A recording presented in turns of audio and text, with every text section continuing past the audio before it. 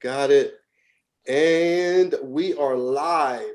What's up, everybody? We've got a nice one for you. We're sitting down with Beluga Bay project creator, Polygon. It's on Polygon. You can find it on Opensea, but we're gonna get ahead and get to know who he is as a person.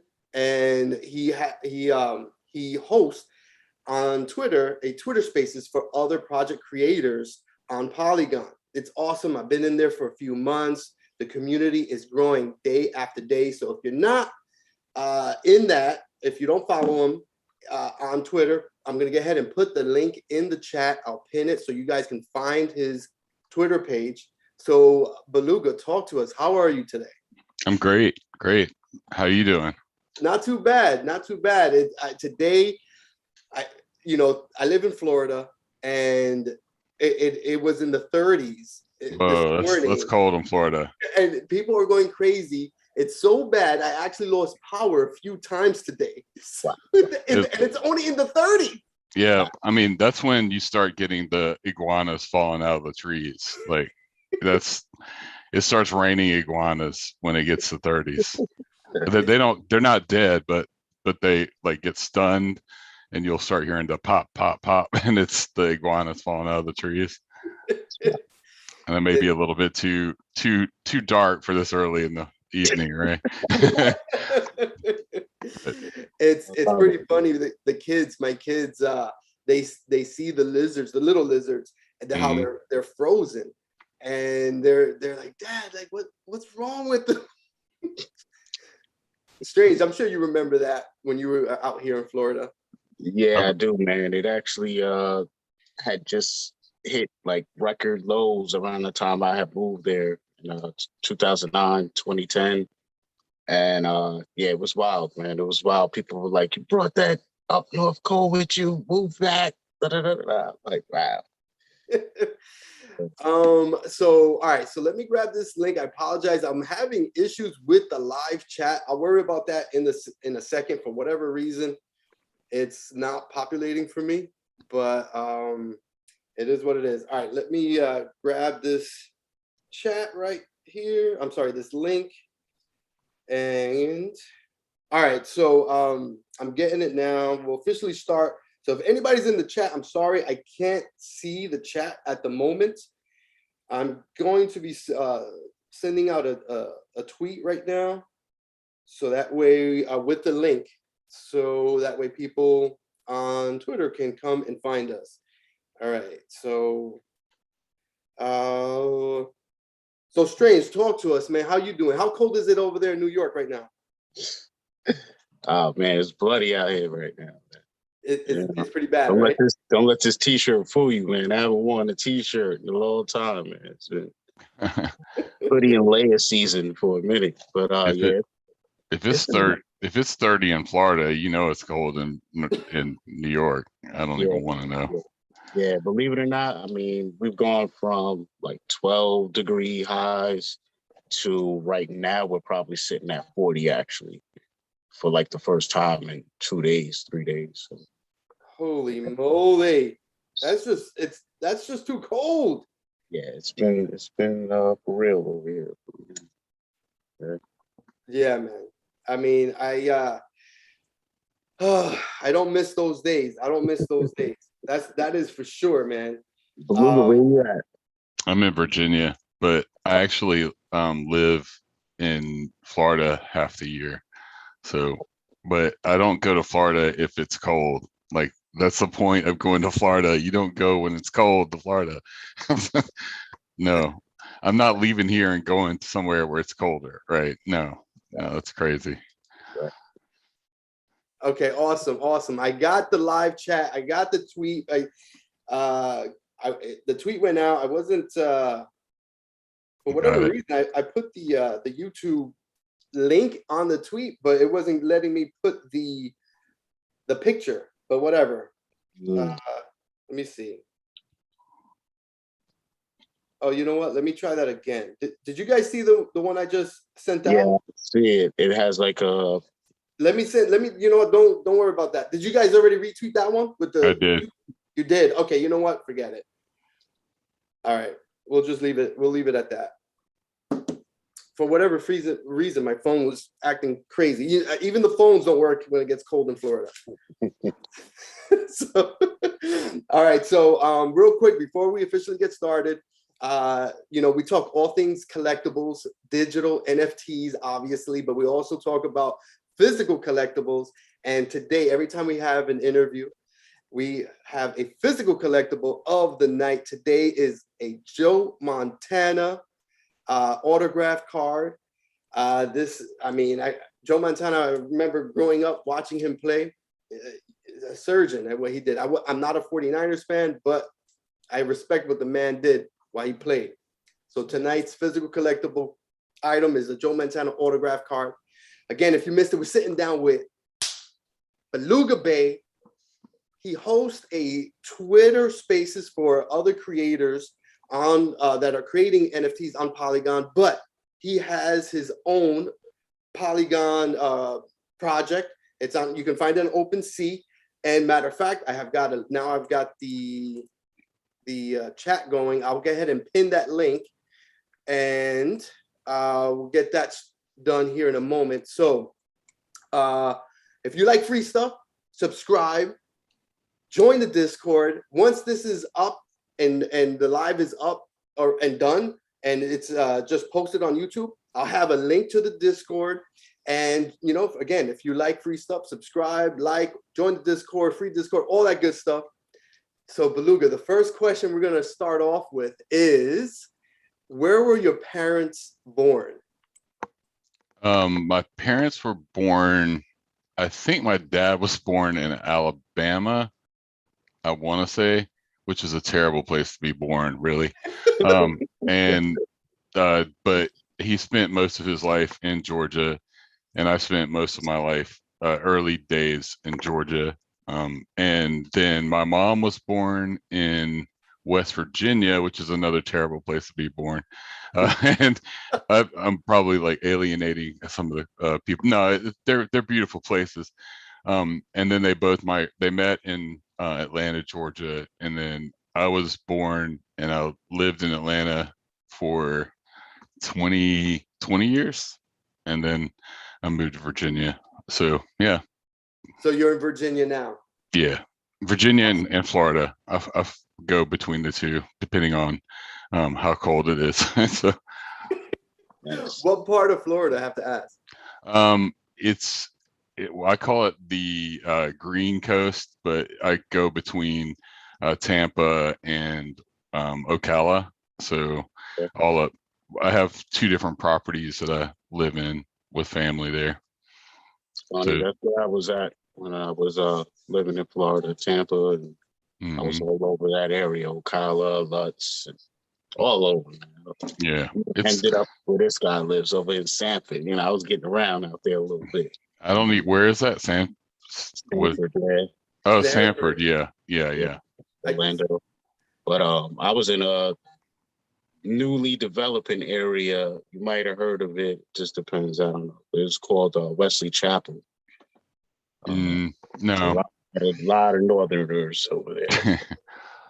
I just remember that there's a strip in Florida that's literally all the villages.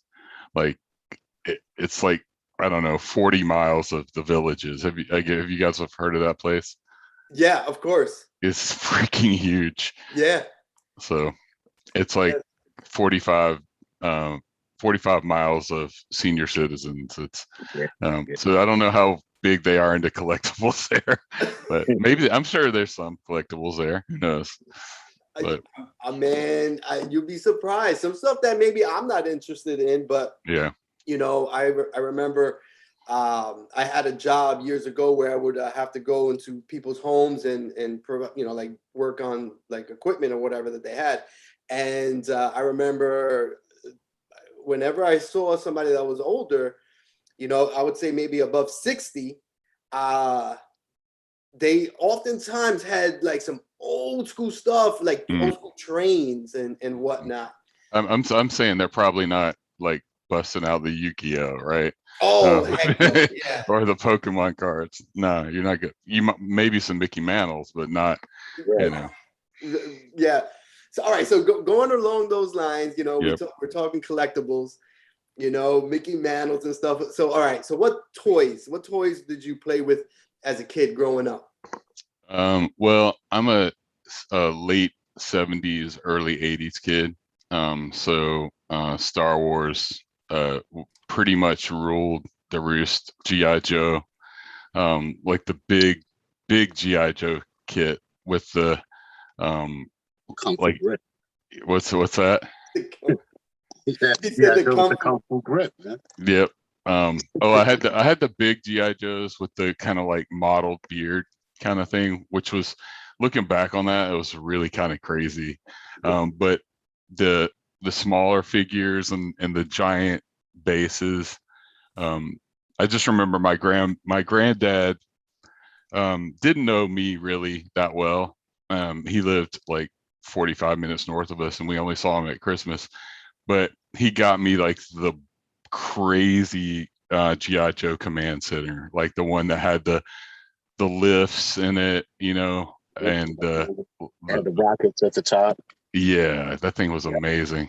And so I think GI Joe and Star Wars were my, like, up until the point it was probably embarrassing for me to have kids over.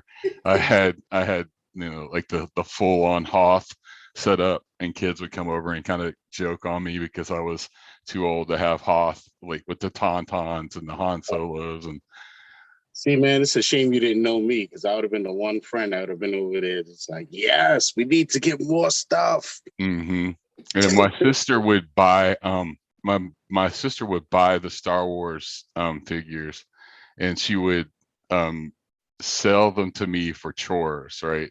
So she would have like the Yoda, and she's like, all right, if you want Yoda, you've got to do my chores for like 3 weeks. And I would be, all right, I'll do the chores for 3 weeks. And then it was like a currency for her. So, and she laughs to this day. And so then she would barter the Star Wars away from me if I needed some money or something, and then she'd sell them back at a higher price. I basically had a pawn shop living in my house for the entire 80s. And let's see, what other toys? I mean, I'm a toy creator. I have a toy, you know, I own a toy company.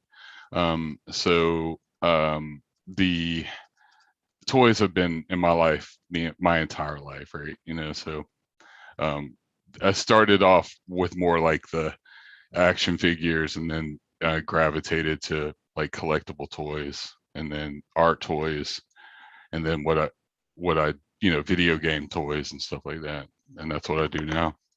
So what were, I guess, the first collectibles that you started collecting as a kid? Let me see. Oh, I'll tell you one that I really got in dark and deep was the Muscle Man. You guys remember Muscle? Oh yeah. Yeah, Muscle. Muscle. I remember that, since it was out though. You just jarred crazy memories. That's crazy. Yeah, Muscle, Garbage Pail Kids were a thing for a while with me. And there was another crazy one that I can't remember the name of it, but it was these little collectible monsters, and then they came with pieces that you put together. Oh, I tell you, the thing that I really went hard on is oh god, what were they called? Creepy something. There was like, you build your own. They came with a mold, and do you remember that? And I don't. That commercial. You remember the commercial? Yeah, Joe? yeah, Creepy Crawlies, I think it was what we called. And you're killing me right now.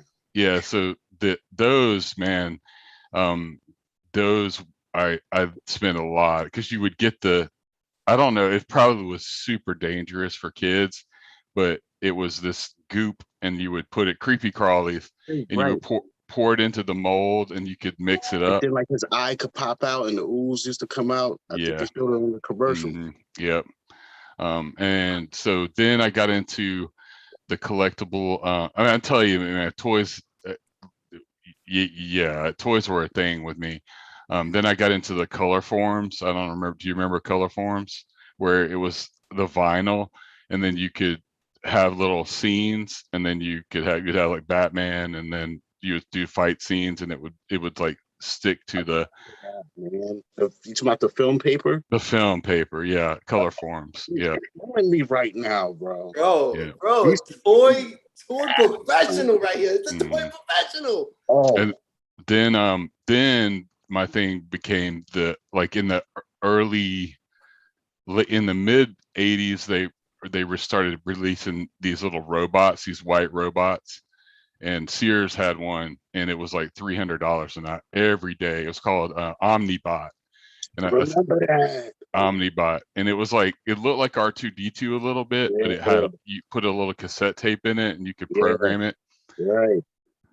And I saved up, and I finally got that thing. And I mean, it wasn't as cool as you thought it was going to be, but it was pretty cool. I was obsessed with like toys that had utility, like that could bring you your breakfast in the morning. And so I would set the toast in the little robot and then program it to like come to my room at like 9:30 in the morning. And I thought that was the coolest thing ever.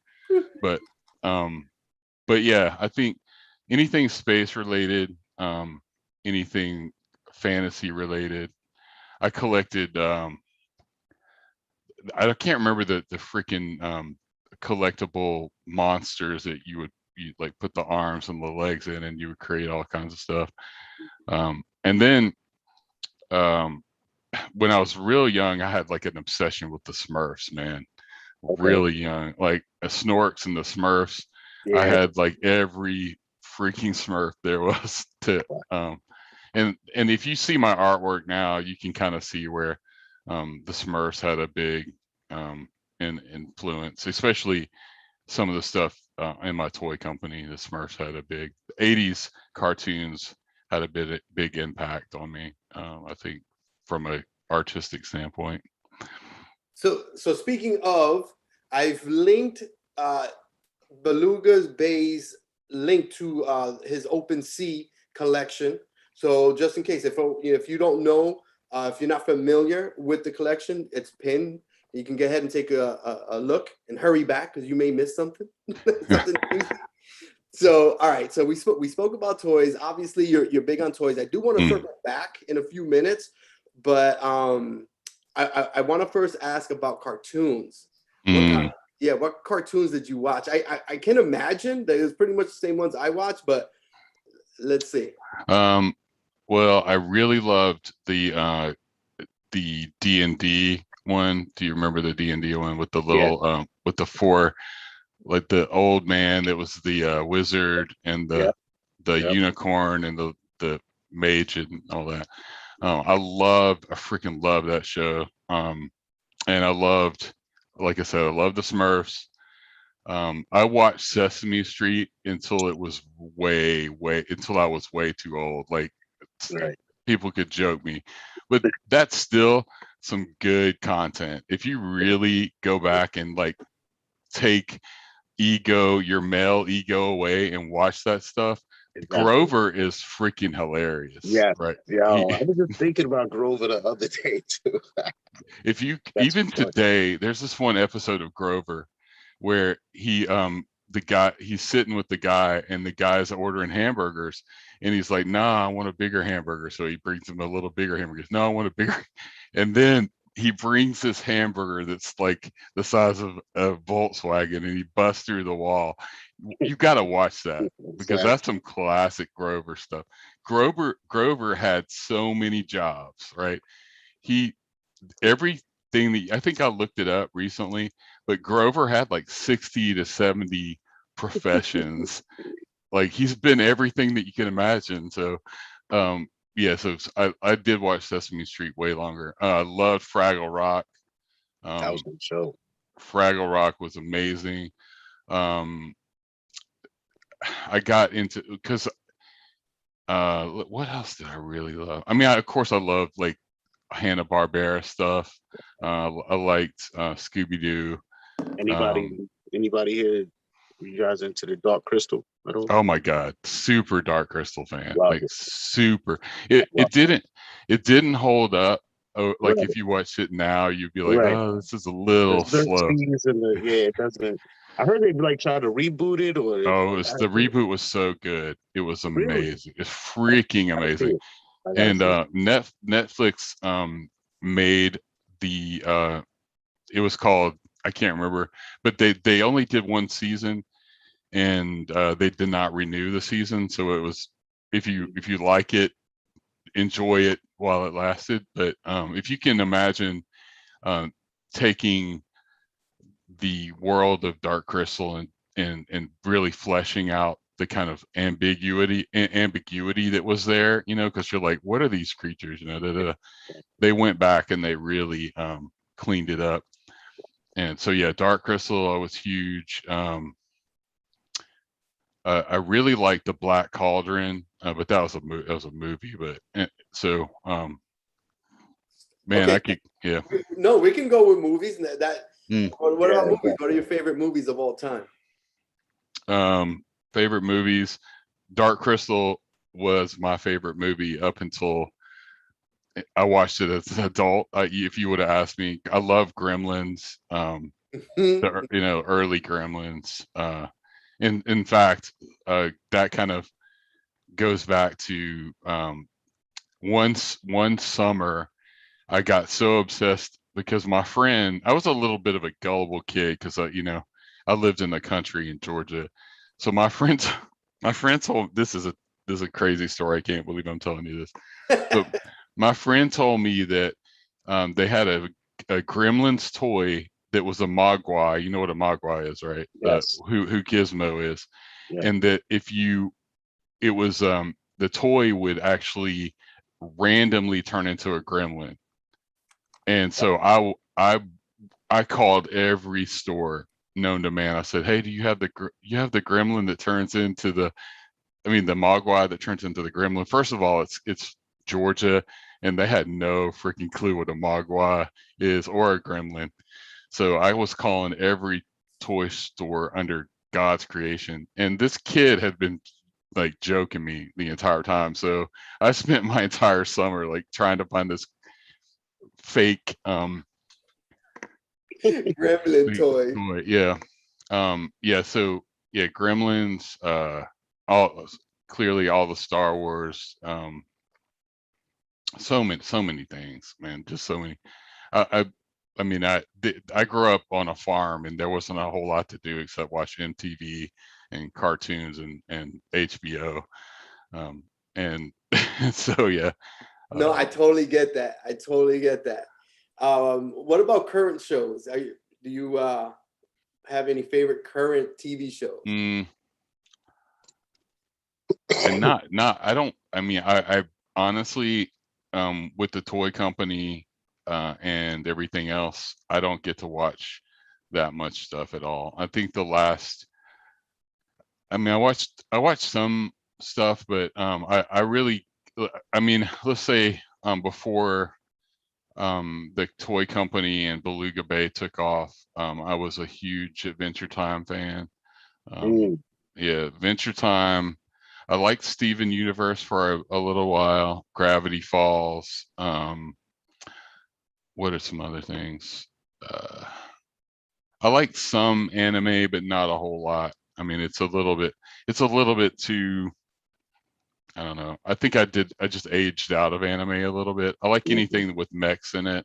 You know, I like, so yeah, I think the biggest thing that has stuck with me as an adult as far as a cartoon would be Adventure Time. That's probably influenced my art style the most. Yeah. So I know that obviously you're into a lot of the same cartoon shows from back in the day, movies, and video games. I know for me, video games were a big thing. I'm a late '90s kid, also. I'm not '90s, '70s. I was born in the late '70s. So what are your favorite video games you remember playing? Anything on Atari 2600. I think I own the entire collection, Atari 2600, and then ColecoVision, early SNES, and then I went away to college when like the good Nintendos came out, right? So I missed some very good years of gaming. I went from like old school NES to then the first thing I really got back into was the GameCube, and I played the heck out of GameCube. I mean, clearly, a lot of us did. Then all of the PlayStations up until I think, all of the I mean, basically any game that was popular in our lifetimes, I've at least dabbled in to some degree, because I have a in my day job is like indie game developer, so I've had to keep up with that as a game creator, and so a lot of it was just kind of like work research, but I also just love games too. So yeah, man. You mentioned GameCube. I remember I was stuck playing the Resident Evil game that was on that.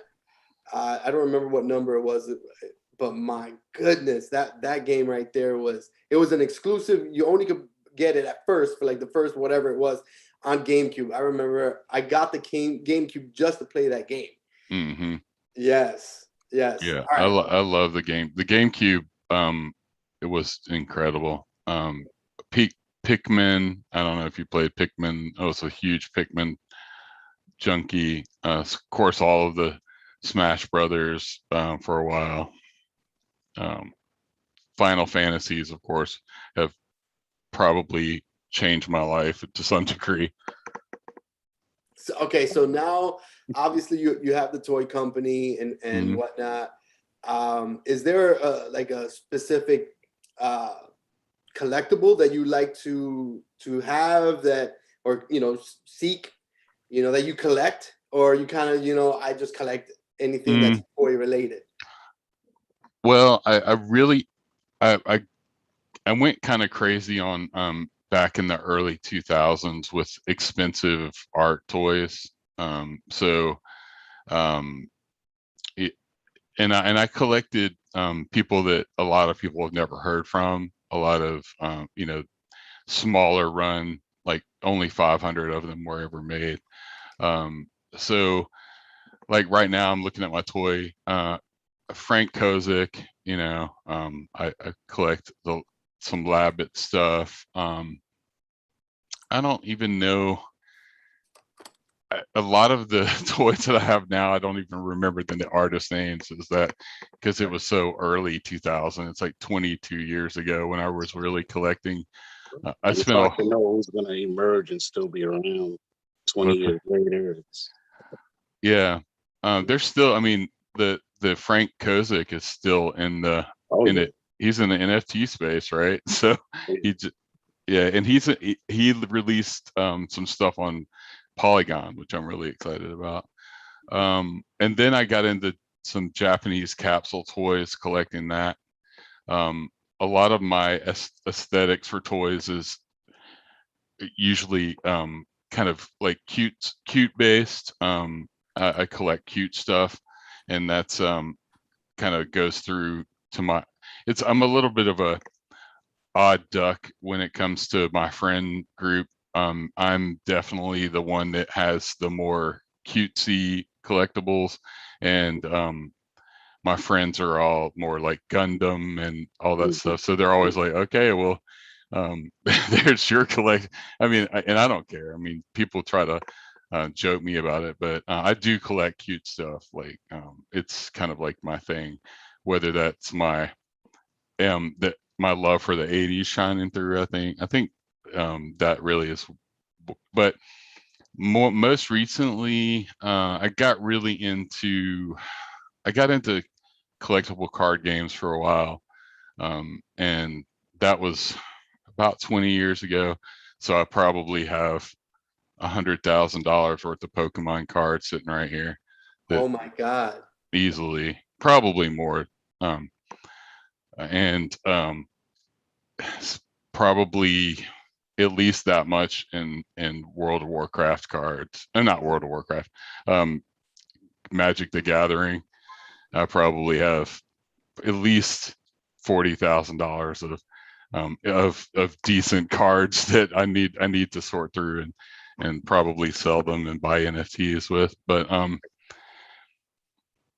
and yeah, so I'm looking at my shelf now, trying to see anything that people would even know of nowadays.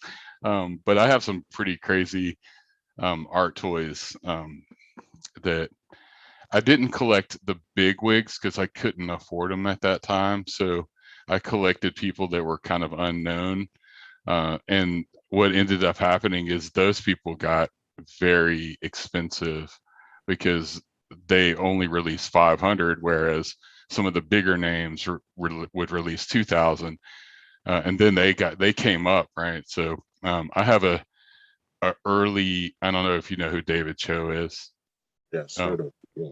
yeah, David Cho. He's the guy that painted. I mean, I don't want to just minimize what he's done to painting Facebook's office. He painted Facebook's office and got $300 million or something for it.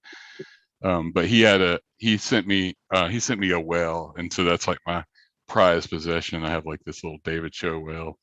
So that's super dope, man. I mean, we've mentioned that you have a toy business. So how did that start?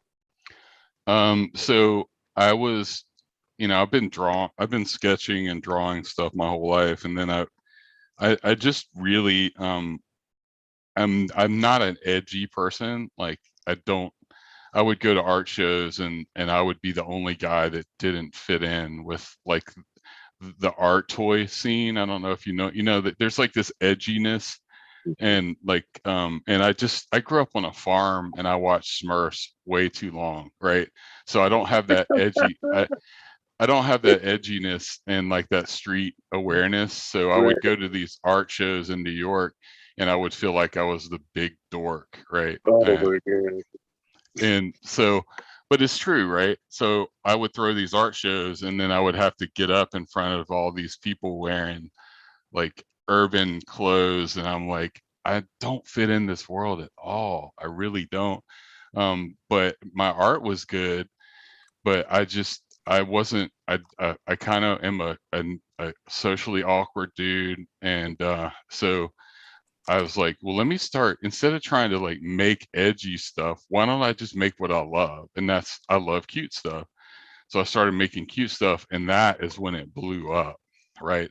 When I started like really doing what I love, instead of trying to make edgy stuff, then it just blew, like it started resonating with other people because they could tell that I was putting my heart and soul into it. And so then I had 3 or 4 toys kind of go viral. And I mean, I had some amazing days at comic cons where like I was selling them to where people would have to go out and grab boxes and run them into the booth. And by the time they would run them into the booth, I had already sold out. They had to run back to the truck and get more. But Wow. Yeah, So were all of your I guess previous projects, everything that you've pretty much been doing, including the line that you have going on Opensea, everything was under Beluga Bay, or were these no, like different projects? this is a different project. I own a company called Spritelings.com, and it's a toy company that is, it's basically like a web comic / plush toy company. And so in early, and I'm getting ahead of myself with this, but it, I decided that I was, instead of like chasing that Walmart / Target, I would just stop production and keep everything that's in the warehouse, and then switch it over to an NFT company. So I shut down, I took this big risk of shutting down my retail and keeping everything that's in the warehouse, waiting for my NFT business to take off. So what I'm trying to do now is get a big enough following to relaunch in the NFT space. But and then you're going to build NFTs with a utility with the physical. Yeah, what I want to do is because of the nature of the Spritelings, they have their own universe. So I'm going to create these little RFID crystals that will connect right to the NFT. Oh my God. Yeah, That's the next level. It's already, if you go to spritelings.com, you can see that we have these creatures in the Spritelings universe that power up these portals. So when somebody told me about how the NFT world works, I was like, oh my God, I've been building NFTs from like forever, right? And it's like this is what I've been doing. So the creatures called sea bunnies, which are going to be rebranded to be more NFT friendly, will be the power sources for the universe. And so they will have little crystal nodes that you collect. And so it's really going back to bringing the 80s collectible toys into existence. So see, I'm trying to get to it. You're saying Sprite link? Spritelings, Lings. SPRITLINGS. And if you can see the madness that is the world that I've created there that isn't on NFTs yet. Wow, super dope, man. Yeah, it's fun. Man, I mean, it seems like I like that when you mentioned that you were when you changed and you changed your approach and you went with what was resonating with you. That's when you saw the growth. Mm-hmm. And I mean that it's crazy because I'm a big believer in if you do what you like and you put your focus, it'll be easier for you to work harder at it because that's what you like. You're not really concerned about what that's popular or that's in. You're just doing what's passionate to you. Exactly. And obviously it resonated with you, and it comes off as natural to other people, and you're being real. Yeah, I think my biggest asset as a creative type is that I am able to build worlds, and first and foremost, I'm a world builder, and then everything, and a creature creator, and then everything else kind of fell into place. And I think I always, if you remember, there's this song by TLC, "Don't Go Chasing Waterfalls." You know, that was always my mindset because I was always chasing something that wasn't really me.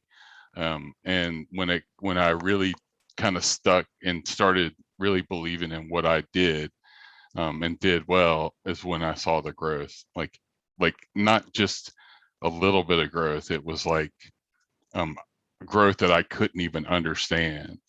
And like there's one day that I was like, I don't even know what I'm doing anymore because these are selling out so fast, right? So yeah, and but yeah, so yeah, I think if anybody's listening to this, if you're trying to be somebody that you're not, just be who you are, and just love what you create, and be a fan of your own work, right? First and foremost, we have like creative people that kind of have self-loathing, and you really have to just love what you make, and then everything else kind of falls into place. Be your own fan. And that's one thing I'm my own number one fan. And I think that it's almost become like an ego thing to me. It's like, but I would rather be that way than have no self-confidence at all. I mean, it's that's been the thing that's helped me through the darker periods of running a toy company, and it there are some very dark periods of running a toy company, as you can imagine. The logistics of having something made in like 3,000 miles from you, you know. Yeah, that's a lot. I mean, what would you say? You know, it's very interesting to me because I lived in Atlanta as well, and just Georgia outskirt, you know, small towns as well.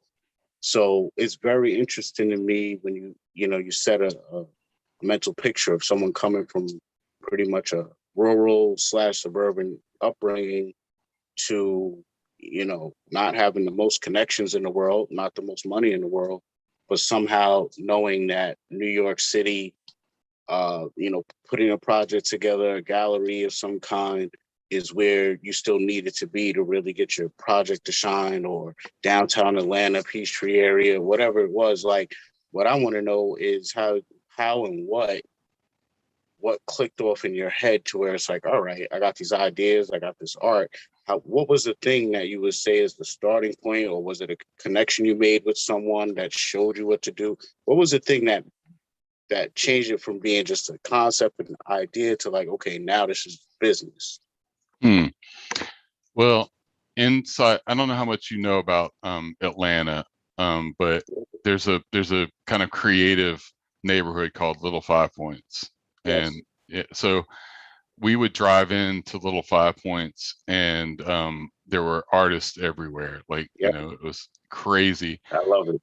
And one day when I was, you know, like 16 years old, there were this group of kind of like improvising artists / like a theater group on the street, and it was a pretty dangerous time to be in that part of the city. But they were out, and they were just doing what they loved, right? They were performing, they were like rapping, they were spray painting, they were doing all kinds of stuff.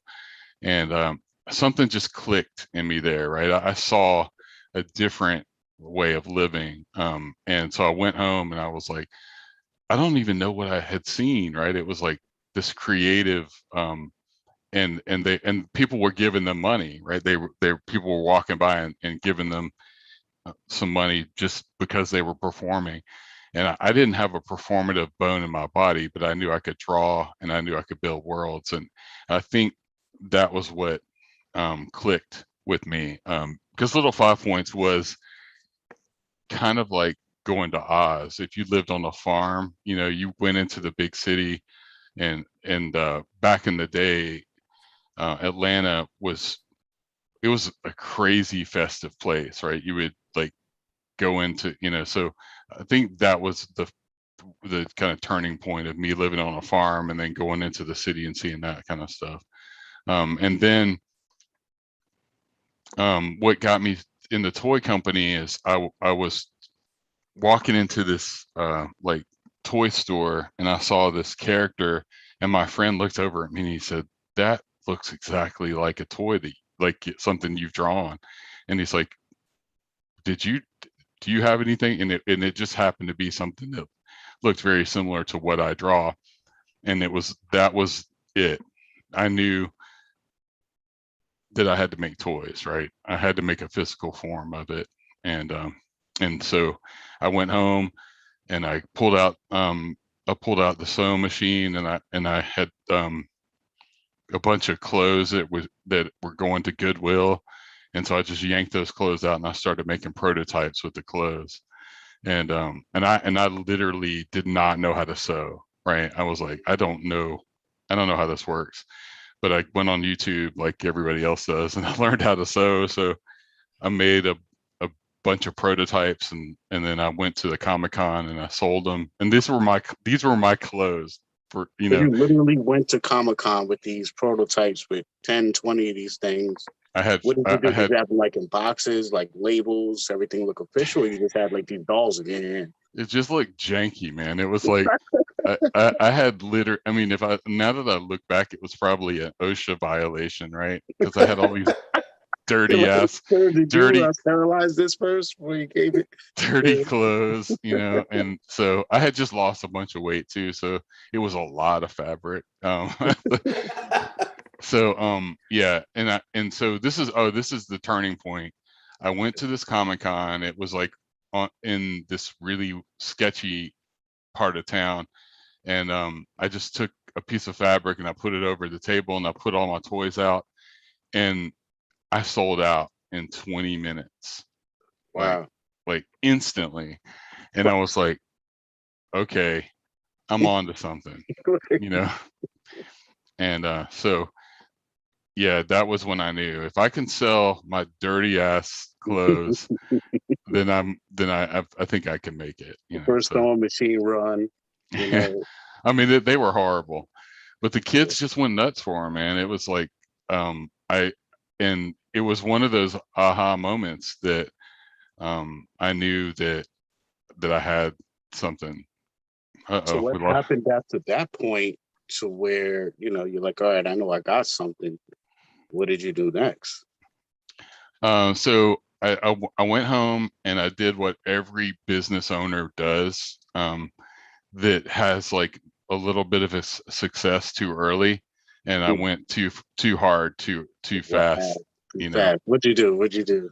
You like went to the fabric store, picked all the wrong prints? Oh no, it was way worse than that. Man. Oh. It was way worse. I mean, it gets way worse. I mean, I got on the phone and I said, hey, I've got this plan. So I got an investor. That's where I went wrong. And the investor said, all right, well, here's some money, and let's go directly to this manufacturer, and we'll get two of your designs made, and we'll send it to China, and we'll get, you know, we'll go hard, we'll go fast and hard, right? And let's just say I went from selling out at a Comic-Con to having a toy on shelves within 6 months, and that is not how you should do it, right? I mean, it's just not how you should do it. Now that I look back, I did not have the placement, the legal stuff, the logistics done. I did not have a solid business plan at the time, and it was just I just had that wanting to sell out again, right? You know, that wanted that sell out. And once you get that sell out, it's like this addiction. And so I know what these NFT, I mean, we haven't hit the NFT market yet, but I know what it feels like to sell out. And so that is a feeling that nobody can, that I bet very few people get, right? To put something on the table and have people scramble over something you've created. So mistakes were made. I did not release. I mean, let's be honest. I went from like making denim freaking toys to working with manufacturers in 6 months, right? Somebody should have sat me down and said, slow down. Let's do one toy. Let's really get it to where, let's do a little bit of marketing. And but I didn't do that, and I released 2 toys that kind of bombed, like super bombed. I mean, I still have them to this day in the warehouse. So those I guess connections that were there in between you, the investor, and this manufacturer, and this thing coming to production and life and on shelves, which then is a distribution deal, I'm guessing. Like, who knew how to navigate all these different spaces? Was it the one investor and he's just like, oh, I got people in China? How did it all work with, again, you being just you, creative dude, watching the Smurfs too long? I'm a very fast learner, right? I'm like ridiculously, if the problem with me is I learn, you give me something and I'll learn it like instantly, and then I'm off to something new. I'm more like a visionary with not a lot of staying power. Because I'm like, my ADD is super strong, but I have a superpower. If I had a superpower, it would be picking stuff up very fast. So that was actually one of our questions. All right. yeah, if I had a superpower, you could set me in front of like a code or a process, and I'm going to pick it up. And will I know it 5 days from now? Probably not. But for that day, I can pick it up. Yeah. And so all I had to do is get the name of a manufacturer, and I was all over it. I was like, all right. And then I got a name of a logistics company that we get it from China to my doorstep. And then I was like, all right, let's do it. And the investor was like, let's go, let's go, let's go.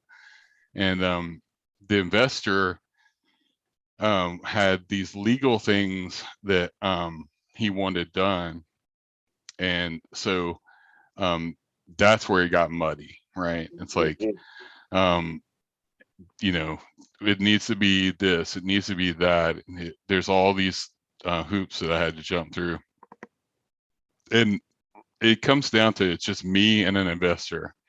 And so I'm like managing the logistics, the design, the talking to China, who doesn't wake up until 11 o'clock you know, so I'm staying up till 11 o'clock. And then, so China's pushing you to make vinyl toys. Like, oh, you're doing so well, let's do vinyl toys. That is a lot of money, right? So I went from having sell out of the Comic-Con to, in a year, having a vinyl toy made, having you know, but have a huge, you know, I just went too fast, right?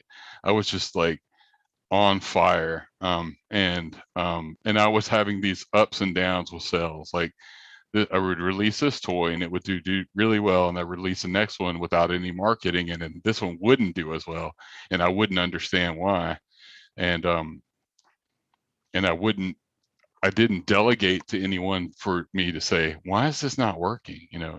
And but then I did have weird situations where people couldn't tell me why the things went viral, right? I would have marketers that would come and say, we don't know why this went viral. And you know, so, and I still don't know. I had some toys that I put out there and had no anticipation that they would be popular, and they sold $6,000 in one day, you know. If I had a lot of them, I would have sold $1 million worth of them. But yeah, wow, so, it's super dope, man. I mean, it's crazy.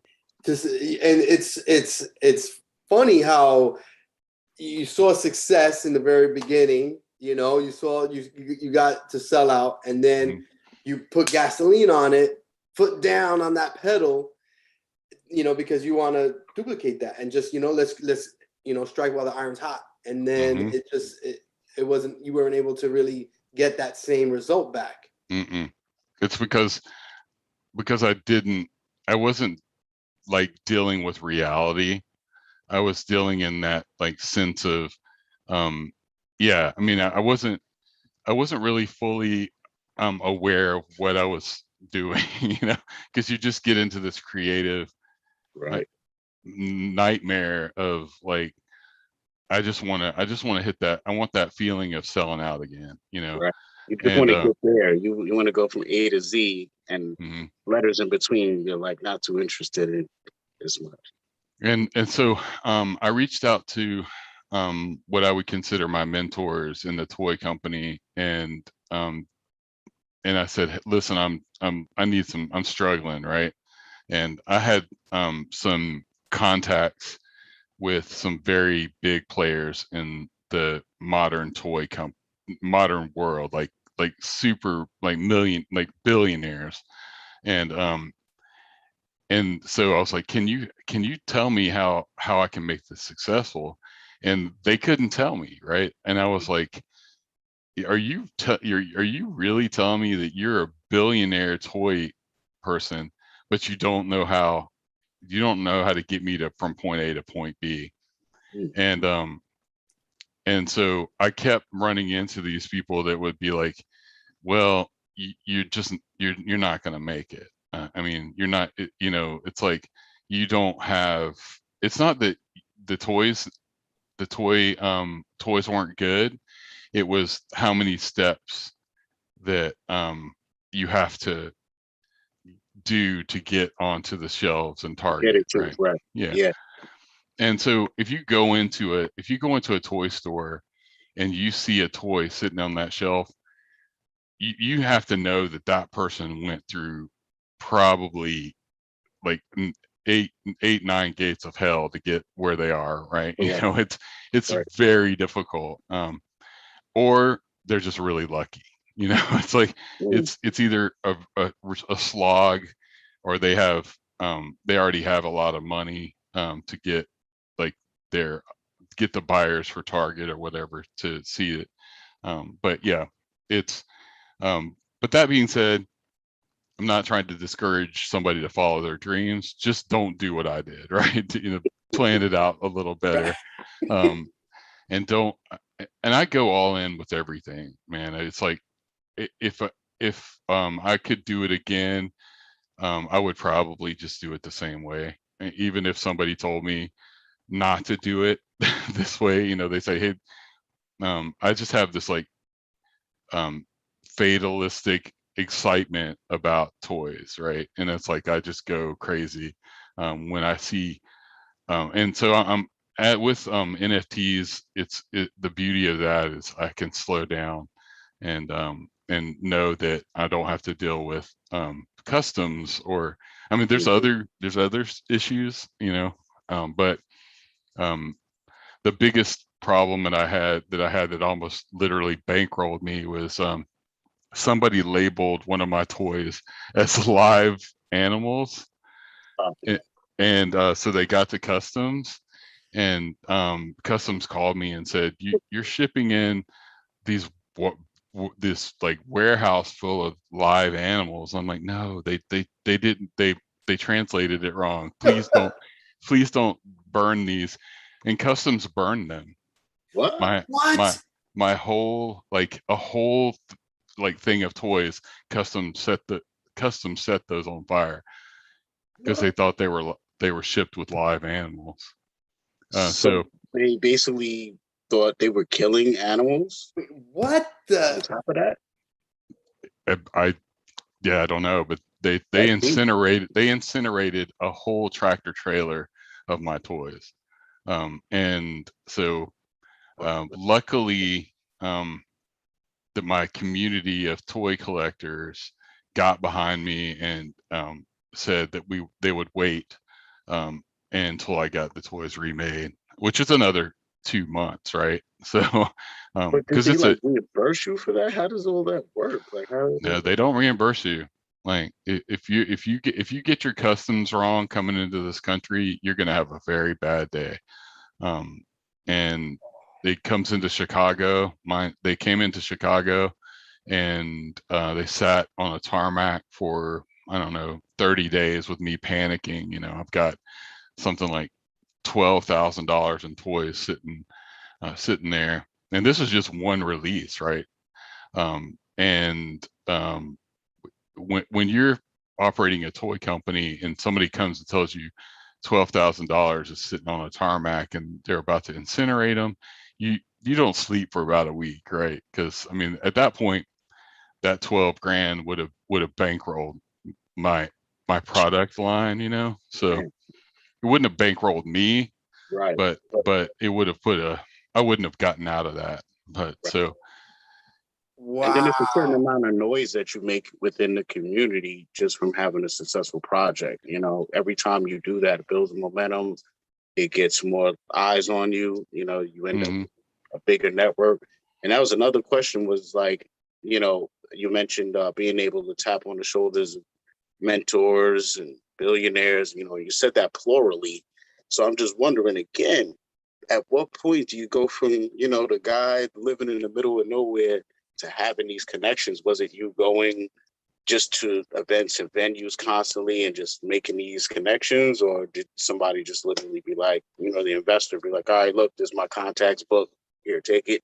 Or how does that work, you know? Well, for the billionaires, I just happen to, my day job is IT, and I work for a lot of big companies, and so over the years I met this one group of people, and they just happened to be like industry leaders in the, and so without doxing them, Right. I mean, two of them are no longer with us, but I mean, they were older, and so they were at kind of at the end of their, I want to say their end of their lives, but yeah, they were at their end of their lives.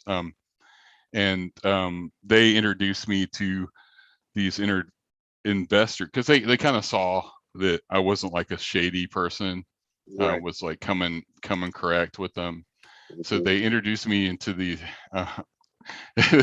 there's this, I mean, I don't know how deep you want me to get into this story, but there's this kind of weird network of collectible creator toy people, So that, it's like David you in this circle, like what's that? David you from Ecomia Veve in this circle of people, like that type of. Well, no, I mean, it's more like I don't know if you've ever like hung out with extremely rich people before. Like they're freaking weird. Like, you know, they're weird. And so um they're really more accessible than you think. Mm, I mean, you probably know a few of them, right? You probably, in your inner circle, there's probably somebody that you don't know is a multimillionaire or billionaire, and but they're really good at hiding it. So, you know, like this group, I just happened to become friends with one of them, and you knew that they had money, but you didn't know how much money they had. And so they introduced me to two friends, and they introduced me to two friends. And so then at one night, they were driving me to this party, and it was, I swear it was like an Anne Rice novel, man. It was like they drove me to this weird mansion, and I sat down, and there was like five weird kind of like vampiric looking dudes at the end of the table, and I was like, ugh. But I mean, they're really pretty chill. But they were like, this in New York or Atlanta? This sounds like a New York thing. it's a New York thing, So right? you were probably in Long Island somewhere, I'm guessing. Yeah, yeah. We're in my neck of the woods. So that's what I. So So yeah, I yes, mean, I know about the rich, weird yeah, castles and villas and yeah. yeah, buddy. Yes, so it's a little bit like Eyes Wide Shut, right? It's a little Yeah. bit like, you know, anyways, I met them. One of them gave me a little bit of money to get it started, and also some terrible advice. Mm. So, but also were had enough money that they didn't destroy my life, right? So, um, and they're in the hospital right now, and I go and visit them, and you know, they're happy for what I've been able to succeed with, but they also realize that they didn't do me any favors, by, Mm. and the thing that you realize is, because you own toy companies, or companies that own toy companies, doesn't mean that you know how to make them, right? Correct. You've got somebody else doing it, and Making the concepts and the talent, and you just know how to bring things to market. You just have yeah. the means and the means. Mhm. So I thought, I was naive, and I thought that, you know, somebody running a toy company would know how to do that for me and could help me out. But I ended up learning it myself pretty quickly. And if I could do it all over, I would just slow down and be more, you know, I would have a solid business plan, kind of like what I'm doing with Beluga Bay. If I had done if I had run my toy company like I'm running Beluga Veve, I would have been far more successful. And you know, I'm not saying it's not successful, but it would have been in every kid's hands, right? So Yeah, I mean, it's a very interesting path that you've taken to finally get here, you know? And I'm super excited to see where Beluga Bay, where it's, you know, the future of it. By the way, speaking of, link is to the Opensea collection for Beluga Bay is in the chat. It's pinned. Real It's quick, I also put the link to spritelings.com in there also. yeah, I don't really talk about Spritelings because I've signed some deals with platforms for NFTs, but yeah, it's fine. It's like Just some, I'm you know, a little good. idea. I'm good with it. I've signed an agreement to be the first toy company to launch on this specific platform that I won't mention because of NDAs. But Okay. but yeah, it's fine. It's fine that it's out there. All right. People can see it. I think people are starting to know that I'm associated with it, but now they do. So it's all good. All right. So earlier you mentioned about having a superpower. Along those lines, what if you were going to be a superhero? What superhero would you be? I would be one of the two twins, like the Wonder Twin powers activate form of, and I would be the one that would like turn into something that was completely useless, like the dude that would turn into a pail of water, or you know, I would do that just when wait, you're asking me which one am I and which one would I? Which one would you be? Like, okay, if I would be whatever one that learns really quickly. Yeah, I mean, with the zero staying power with that.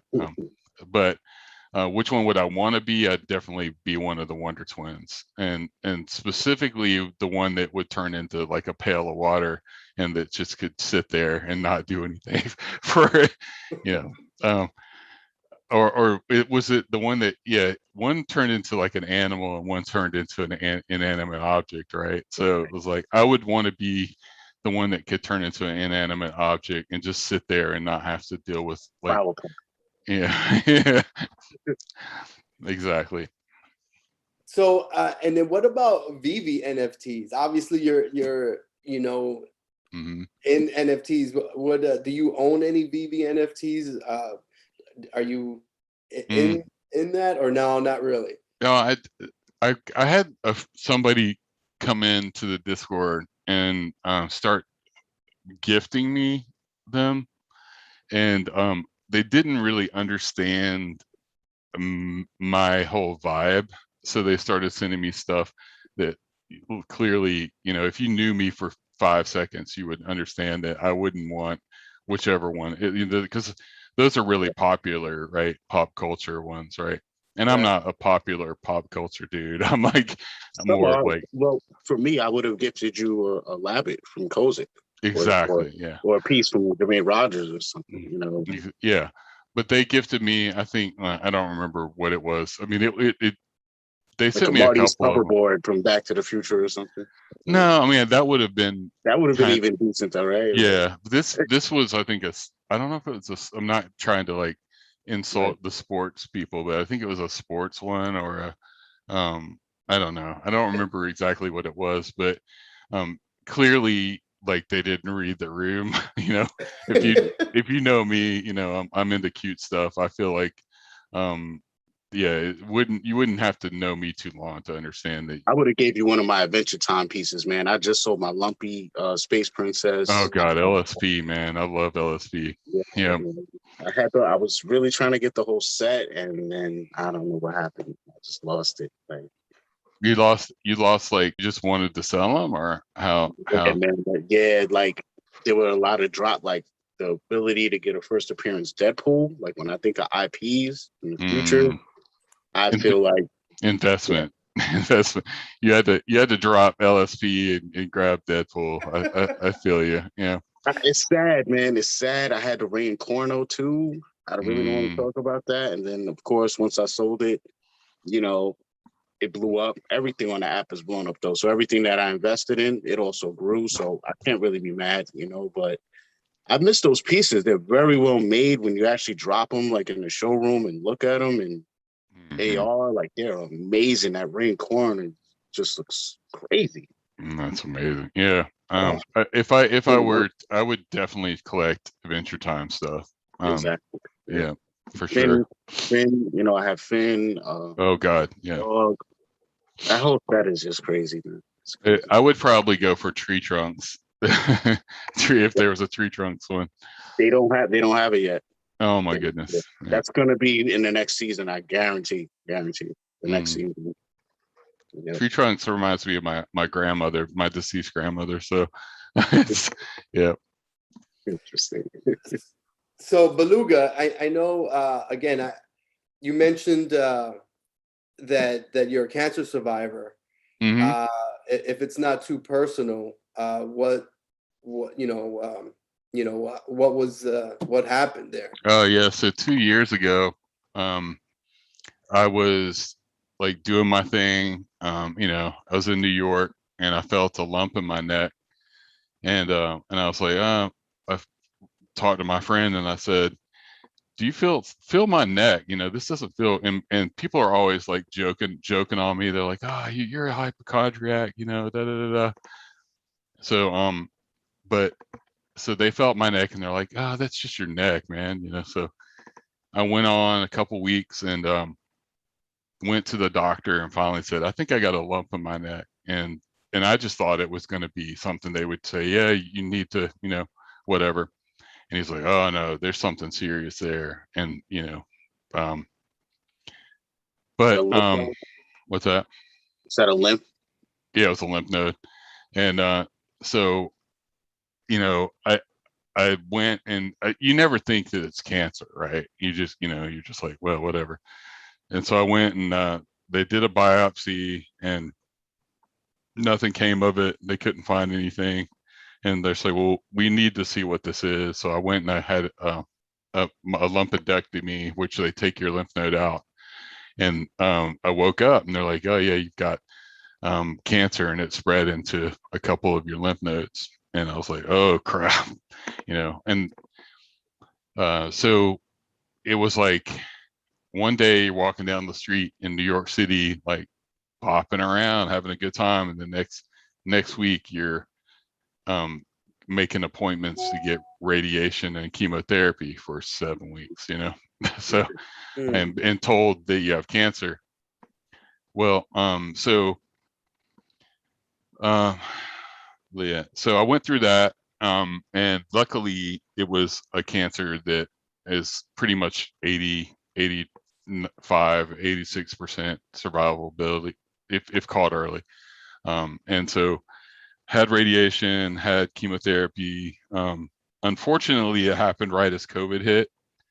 And so if you know anything about chemotherapy, they basically nuke you until you can, you have 0 white blood cells. So I'm leaving and they like lean over and say, don't get COVID because it's going to kill you, so it was pretty terrifying.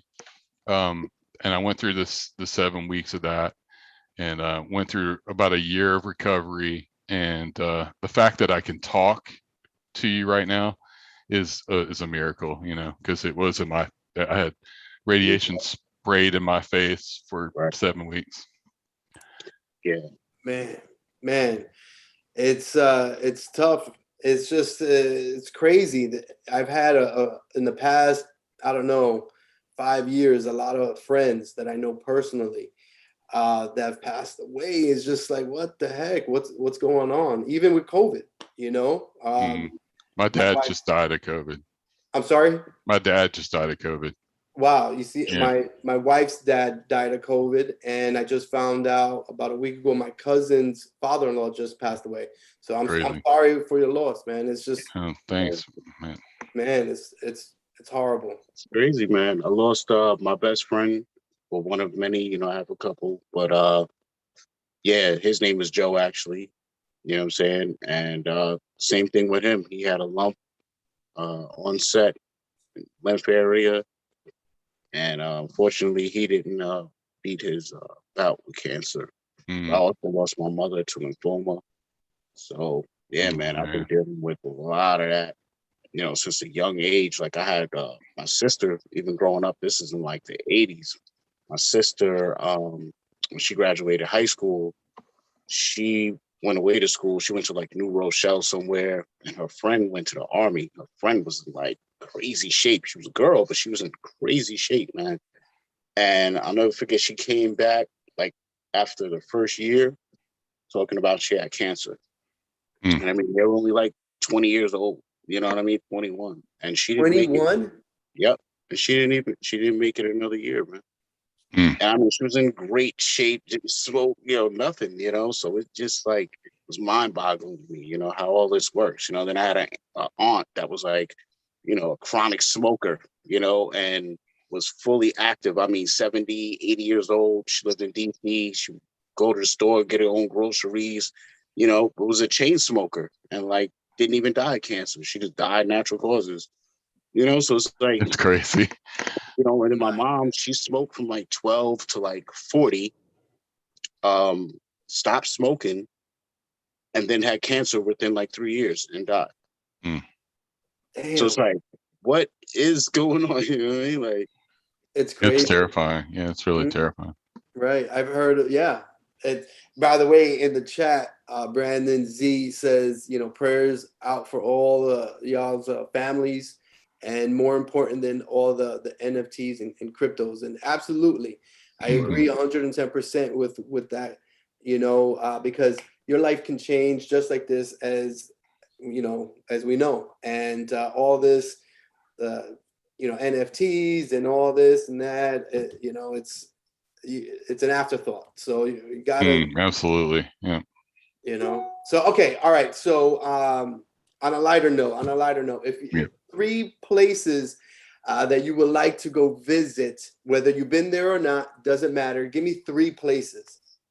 3 places: San Francisco, New York, and Fort Lauderdale.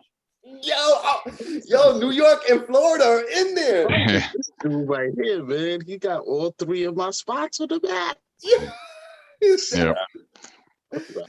And I mean, I like overseas as well, but I hate the food, man. I hate the food.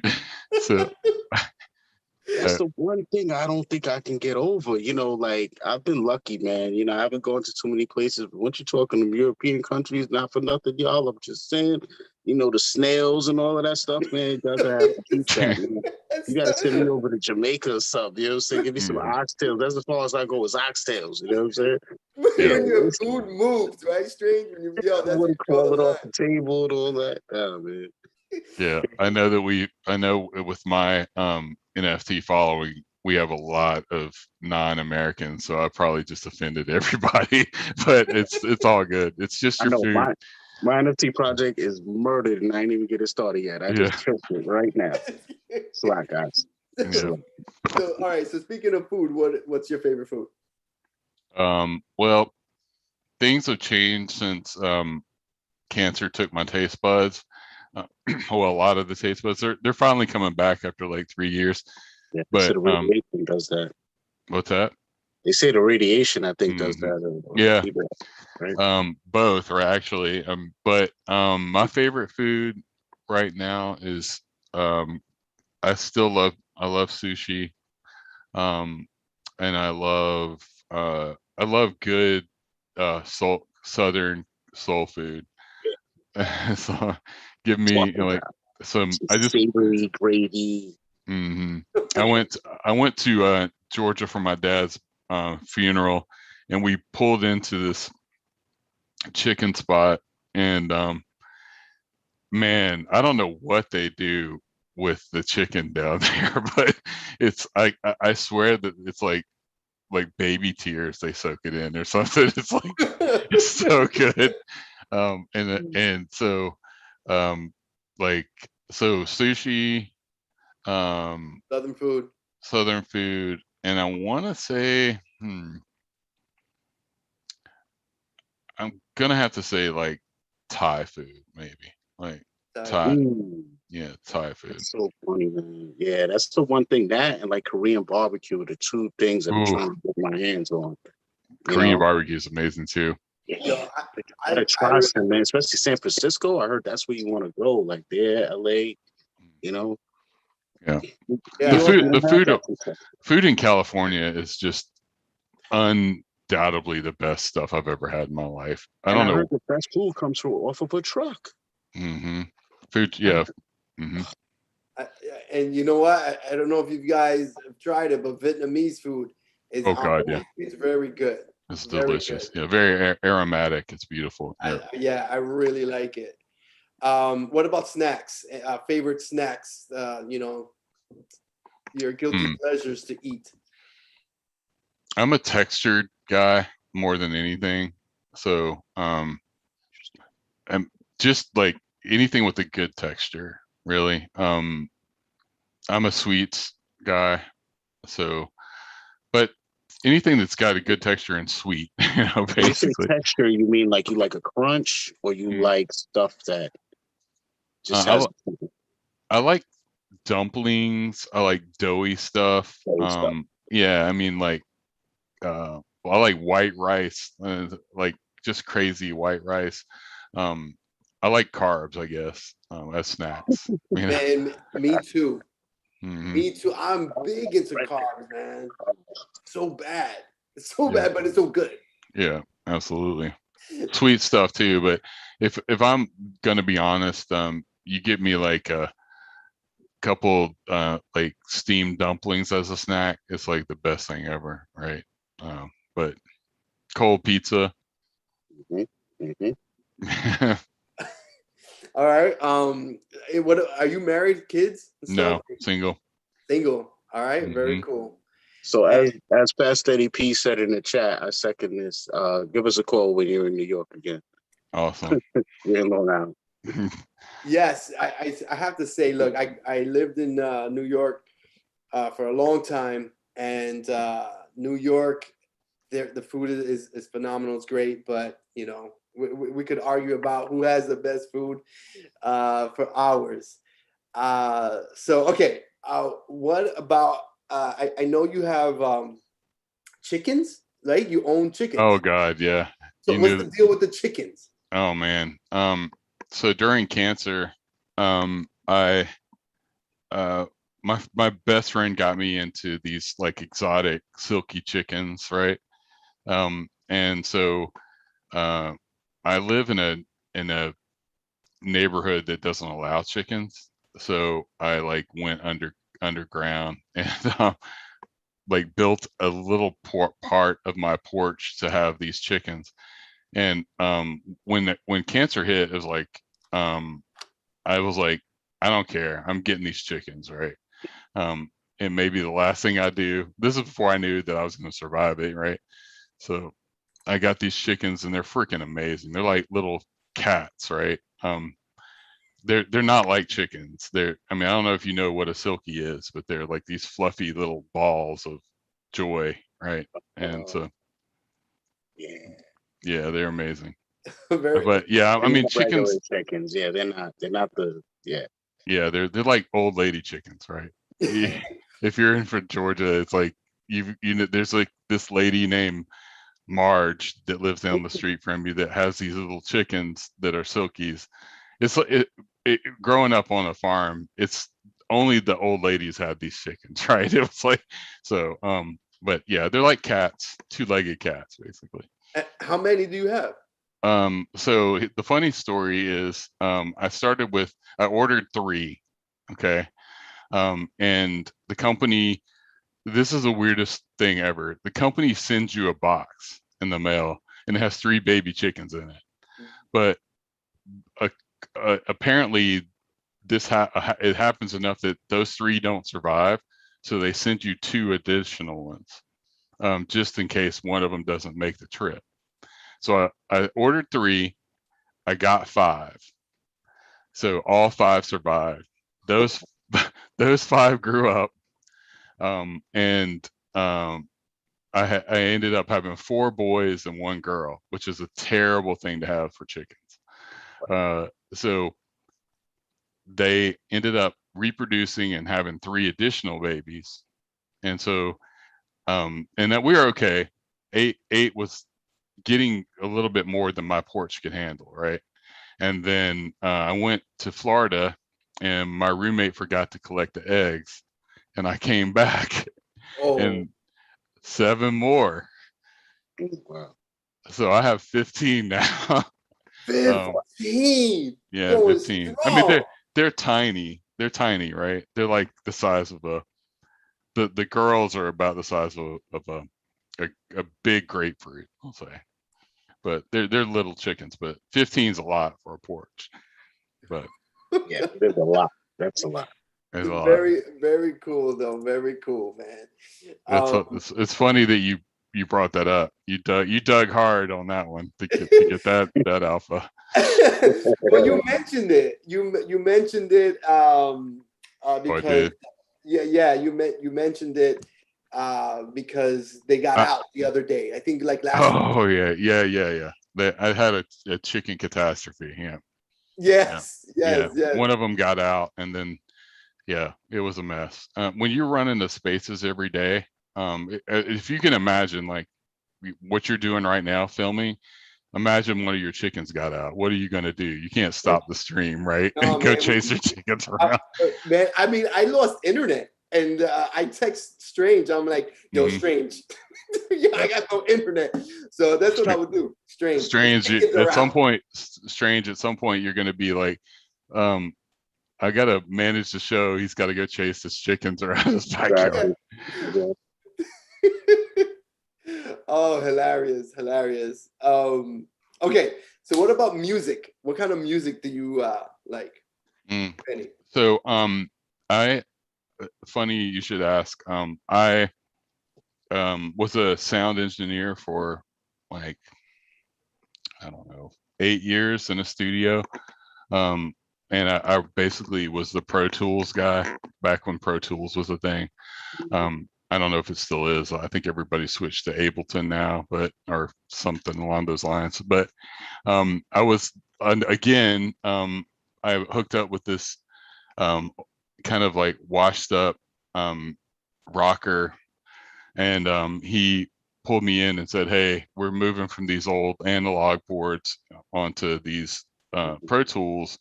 And he's like, "You think you could, you think you could learn Pro Tools?" I'm like, "Sure. I mean, I'll try it." But I ended up like running the Pro Tools setup in the studio for about 8 years, and I started making music myself along the. Well, this is I've been making music pretty much my whole life, but yeah, professionally, I ran the Pro Tools, and so in the last 2 years, I released an album, and under a pseudonym that I won't say because I don't mix the NFT world with my music world at all. That's one thing that you won't pull out of me. But I love it. I love making music, and I do have music NFTs, but again, you have to find those. You have to go hard for those. Well, I'm gonna play something right now. No, just kidding. Oh yeah. That would be hilarious. You'd be the you know who Nardwar is? Yes. You're giving me Nardwar vibes right now. Yeah, we try to straddle that fence. You know what I mean? Like, that's good. I told them I was a little mad. I was like, man, I really wish I had more time to really prep it and dig in and do my research on you a little bit. You know? Yeah, you'll be like, you know, Jeremy that you grew up with. And I was like, he says that you did this. Oh man, Nardwar is crazy, man. Yeah, I don't know how he does it, but he's amazing. Very dope. Yeah, I'm really into electronic music, and old school hip hop, and alternative. Right up your alley, man. Yeah, Yeah, check your alternative. stuff out. I love. Right now, well, not right now, but for a while, I've been a huge Grimes fan, and so the fact that she's in the NFT space is even more exciting for me. And yeah, I mean, speaking of Strange, he has an NFT, music NFT. He's an artist and very talented. So I gotta definitely funnel him stuff for me and my group, man. You'll be surprised. Like, one of the main members of my group, he would be like the RZA of the Wu-Tang, basically. Like we do everything, man. We're underground hip hop, but he does dance music, electronica. He goes under other names. So one name is Domino Gray. He has all these different aliases depending on what music genre is he can tackle. That's amazing. Yeah, it's crazy. And then like for hip hop, Wu-Tang, especially back in the 90s, man, we were both running around the same spots in Manhattan, the Eureka Cafe, Wetlands, Lyricist Lounge, all these places. My group was like a 5-man group. Wu-Tang, they had more than that, but when they would show up places, they would pretty much be a 5-man group too.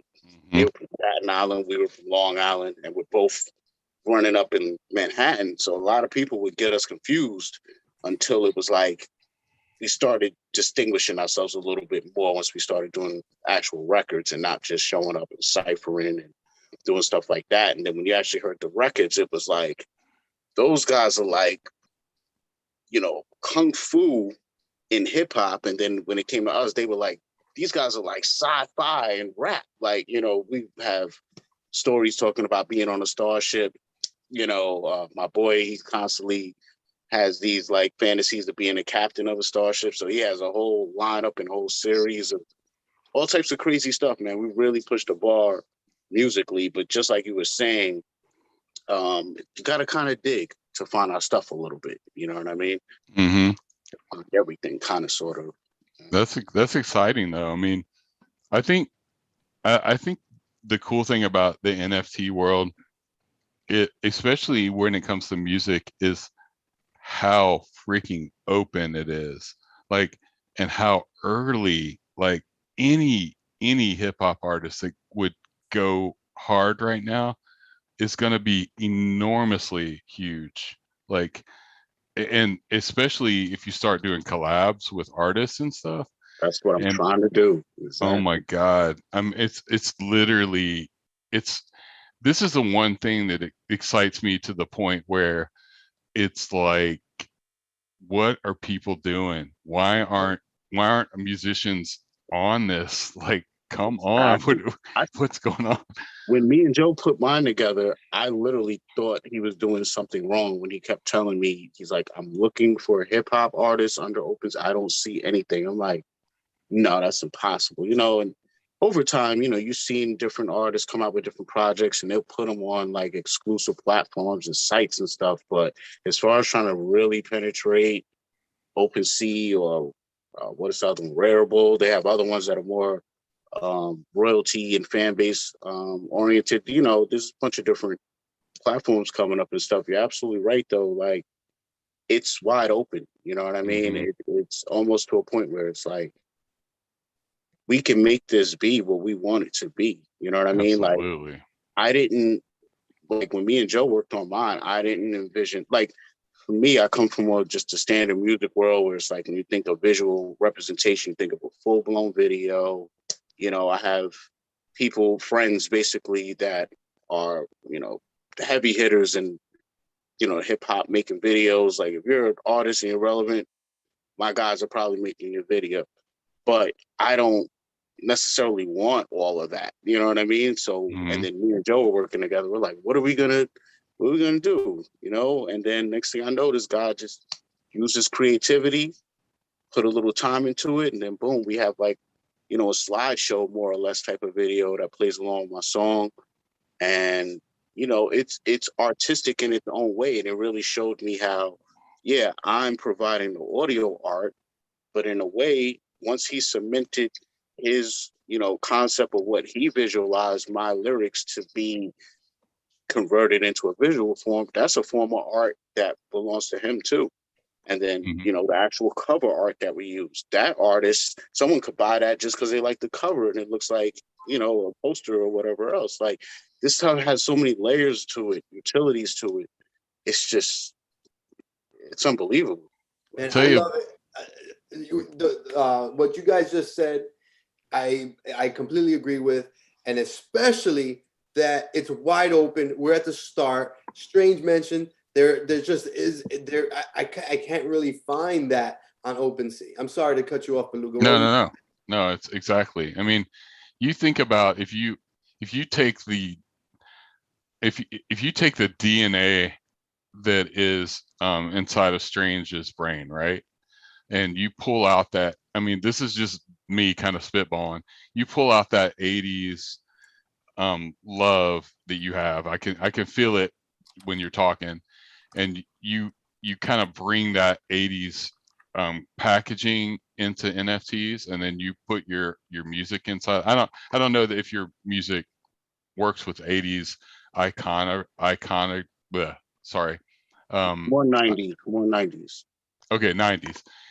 Say you do a collectible that is 90s inspired, and then you have your music embedded in that. That's going to be huge. I mean, just enormously huge, and nobody's doing it yet. I mean, I run the spaces every day. We've run it for like, I think 70 days or 75 days, and we've had 5 Polygon artists that I would say are ready to do NFT music out of 700 projects. So and it's like, all right, it's coming, you know. I worked with one guy early in my NFT career who's kind of like a superstar in the NFT music now. And he the sky's the limit for him right now, you know. But it's like the cool thing about it, especially on Polygon, is you can do whatever you want. I mean, and it's not going to cost you a lot of money. I mean, you can do airdrops to your collectors, and it's just the sky is the freaking limit. I think Polygon is gonna be the standard. I know we're just like literally before day one. We're so early on when it comes to Polygon. We're just ridiculous early. But I really do think that it was built for this application, and it's gonna be the standard. I think that right now, again, Beluga, I don't know if you follow the actual crypto Polygon, but yeah, I try. I mean, I've applied to be an advocate with Polygon. Yeah, that's my #1 holding right now. All my investment budget, the large majority of it is going to Polygon. I think that's it. That's, you mean like matic? Yeah, I'm sorry, matic. Yeah. Okay. Yeah. So, for sure, I think that this is. I think the beautiful thing that we're going to see happen is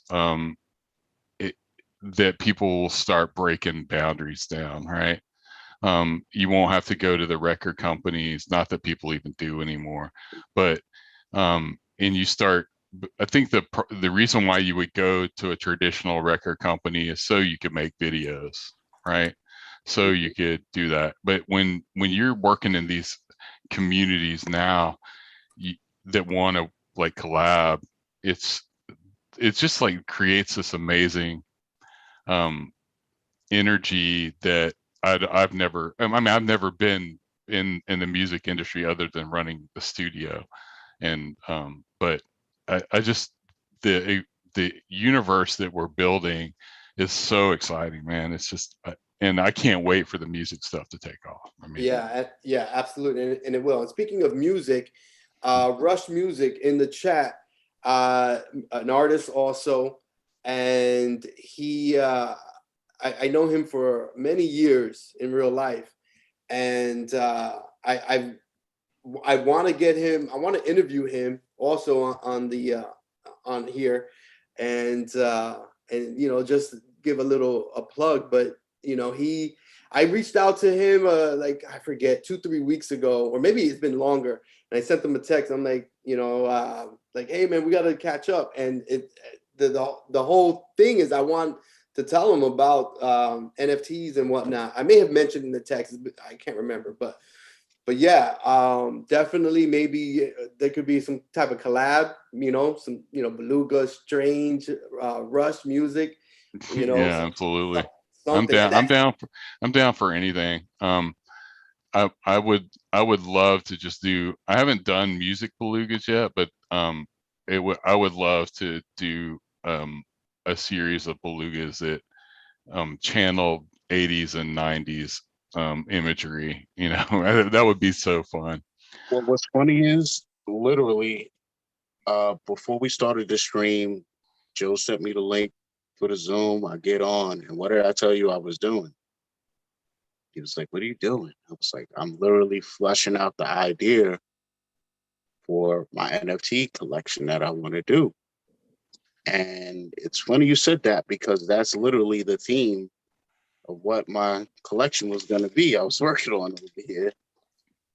So I don't know, man. Maybe we need to really collab on a couple of different levels, man. Absolutely. The same idea. That's like just funny, man. I have names written down already. Like I got all this brainstorm stuff here written down, man.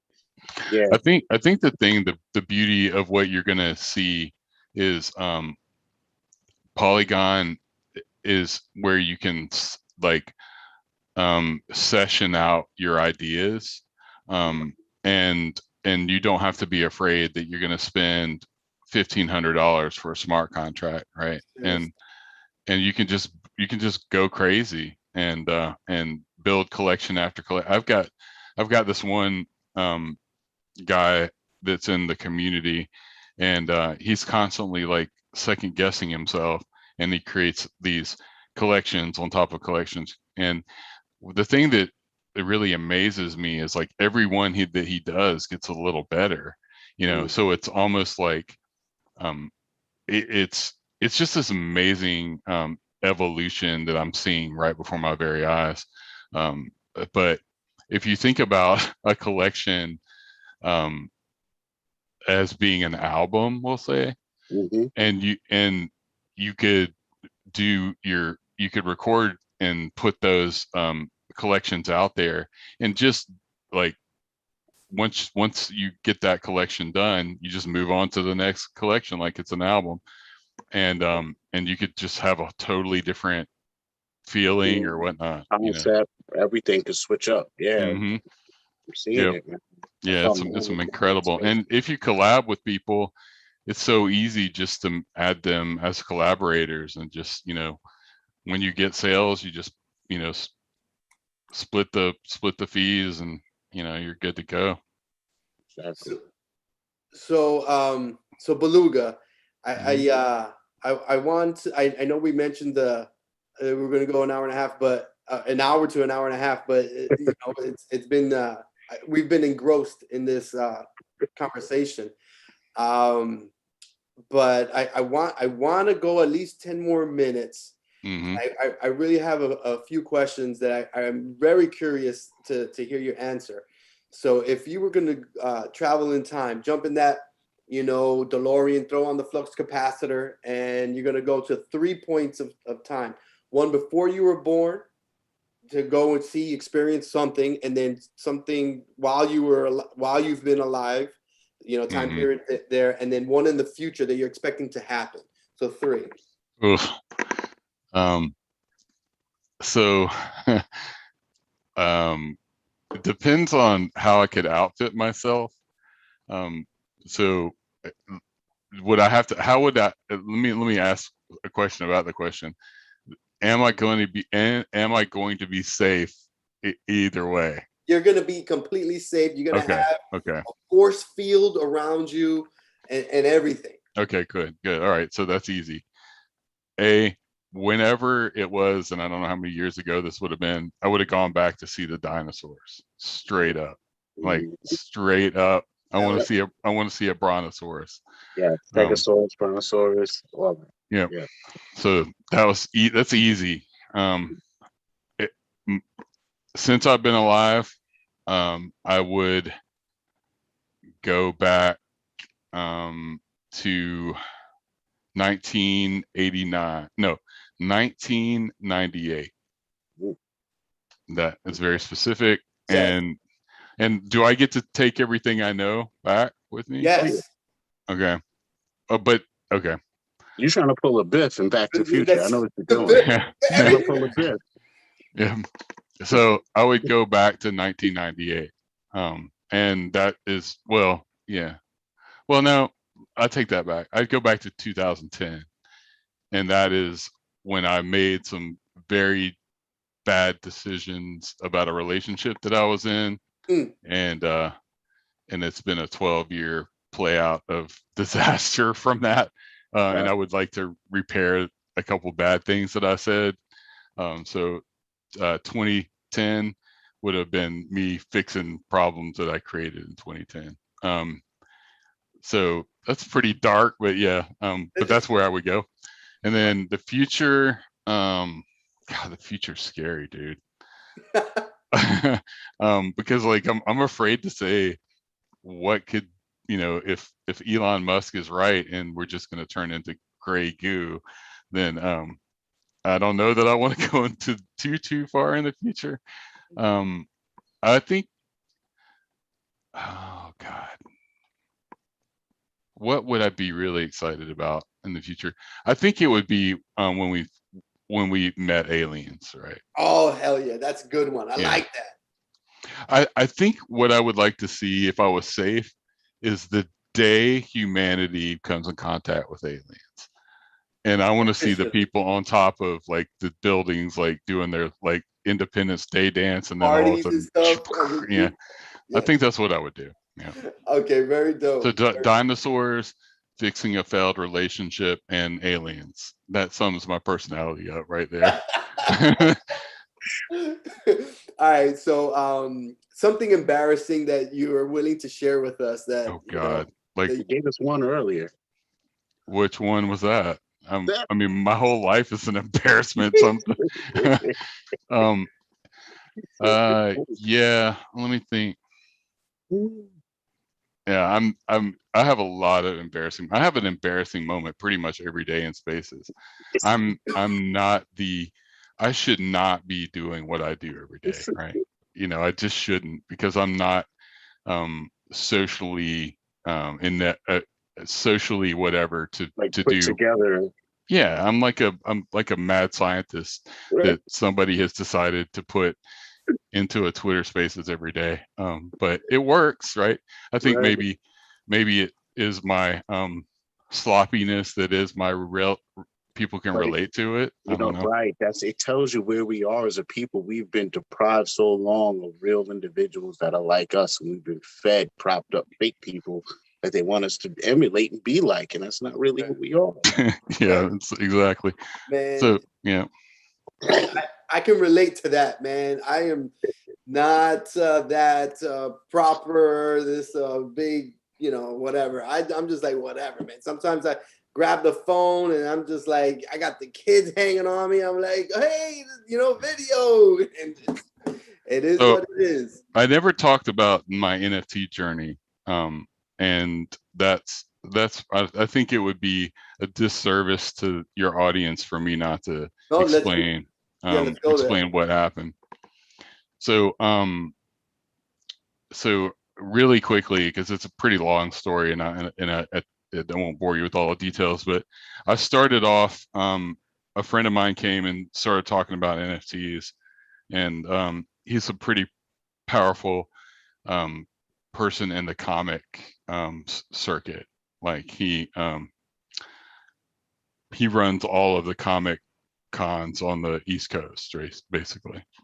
And so he came to me and said, yeah, we got to do NFTs. And then a couple of my other friends that have been very big in the comic world came to me and said, yeah, they're doing NFTs, and they were making millions of dollars and stuff like that. So I jumped on the bandwagon, and I went hard on Ethereum. Like I like started releasing stuff under Interplanetary Pet Shop, and And so I started releasing that, not knowing what the heck I was even doing. You know, none of it had utility. None of it made any sense. I had zero. I think I had like 23 followers at the time, and I started being like somewhat successful. If you look at my old collections for what they were on Ethereum, they were selling like one or two a day at like $80 a piece, which I thought was crazy. You know, I would too. and so then the London fork happened, and gas prices went from $20 to $150, right? So for them to pick up an interplanetary pet shop pet, it was like, you know, $40 or $80, and now it's $300. And so I could not stay on Ethereum without feeling like I was literally rugging everybody, because I had no utility built in. And I was just like, hey, collect these pets. So at the same time, I had this, there's the collection out there called F Cancer, which is a collectible cancer charity where you collect these pixels. And for the proceeds that go towards, I would walk into the cancer center and just hand people cash, right? But the problem was bots grabbed all of the free pixels. So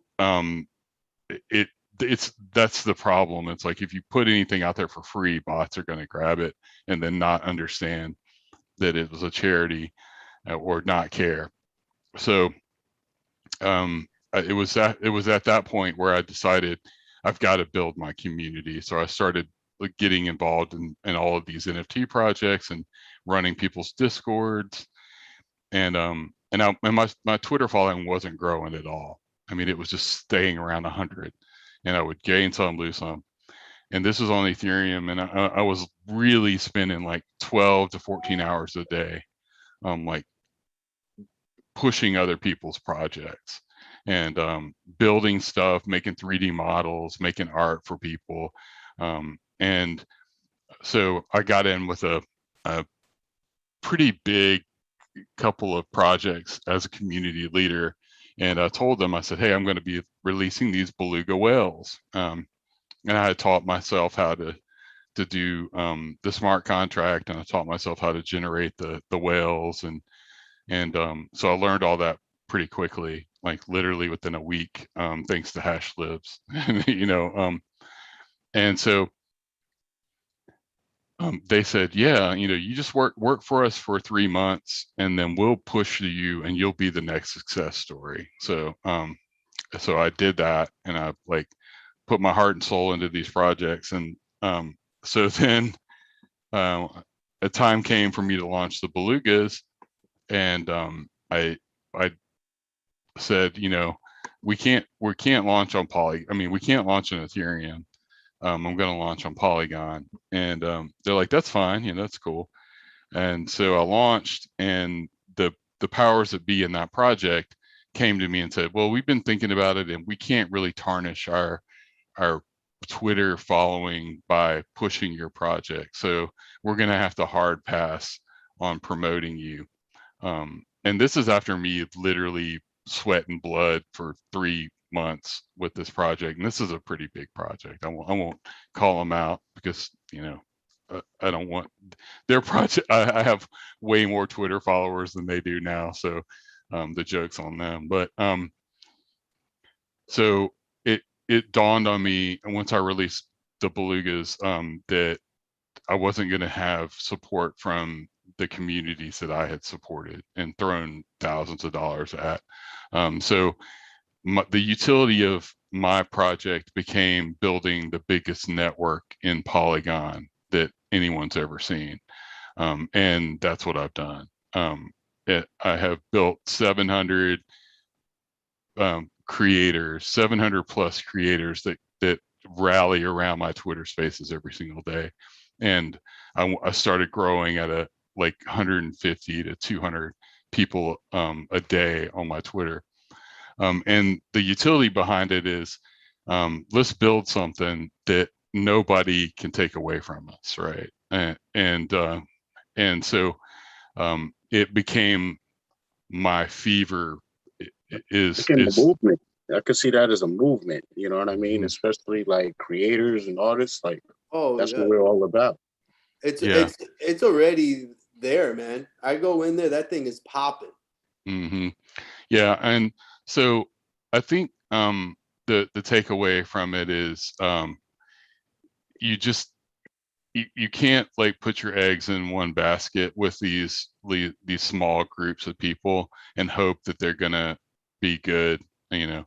But a good, solid, wholesome community like what I built, or what I don't say I built, my whole team is built, is not going to let you down, right? It can't let you down. It's the very nature of what NFTs are. It's distributed. Exactly. So one person may let the whole group down, but if you got 695 other people to lift you up, that one person that one clown came to me and said, you know, your whales are cute, but they're never, an investor's never going to get behind them. And he just kept driving that almost to the point where like I had almost believed it. And it was like, why would you do that? You know? And so that's pretty much what my takeaway of why I built the utility of building this. So behind the scenes, I'm working with game designers, 3 or 4 game platforms, crypto mibs. I've signed a NDA with crypto mibs to build a gaming ecosystem. And I've signed another contract with another gaming studio coming up. I'm trying to build an educational platform for Polygon from the ground up. So we're just looking for partners that understand what I'm trying to build, which is just like this distributed network of creators that push each other up. And so I've got the game design thing, the education thing. I've partnered with Creative Owls. I don't know if you know much about Creative Owls yet. They're basically going to be the Pied Piper of the metaverse for Polygon. And he's already built this amazing network of metaverse enthusiasts. It's crazy, man. It's the most successful thing I've ever done in my life, I think, which is I've been pretty successful, but this is bar none, the most successful thing that I've ever created. And so I don't even know where it's going, right? It's this like we're at the position now that 3 or 4 of my core group can tweet stuff out and entire collections get sold up, you know. So That's community right there. yeah, so we just have to act in a way that and my I don't know if you've been in this spaces enough to know what my core foundation is, and that is making sure that this community is centered in diversity. So I'm like a privileged white dude that wants to push diverse voices to the forefront. And so and I wear that privilege. I try to offset my privilege by pulling up That's people on stage exactly that. what you're supposed to do. That's exactly.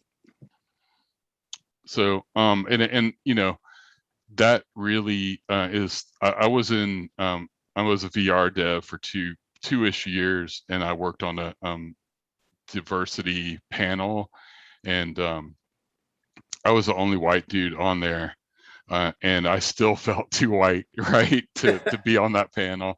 But I learned how to build a community that centers diversity. So that's the core. That at the core, all belief systems are safe in my Twitter spaces, and people know if they come in, they can't talk any of that nonsense that you hear in like 50% of the other Twitter spaces that are out there. That I go into those spaces and just feel if I was a person that was other than myself, I would not feel comfortable there. So I try to, every time I'm interviewed or I discuss it, I have to at least give my diversity plug. So yeah, I want to, you know, take this opportunity to say thank you for creating what you have created, and you know, the community for Polygon to go, and where I was able to go and promote, you know, Strangers and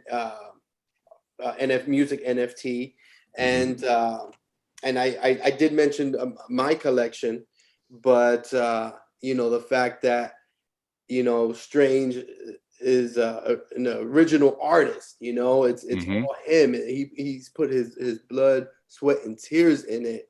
And the fact that, you know, you got to think, let's just say before NFTs, what did you have to do? I'm sure, Strange, you've gone through all those emotions, or you're familiar with the emotions that, you know, in order to have a voice, man, you got to go through all these crazy hoops or what have you. And instead, I was able to just go and talk for 5 minutes and say, you know, wow, this is you know, a great collection. It's music. He's an artist, yada yada yada.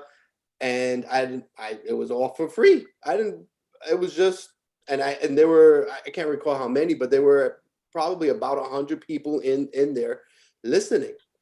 So, you know, thank you for giving that opportunity to everyone here. And then the thing is, and you mentioned about other people,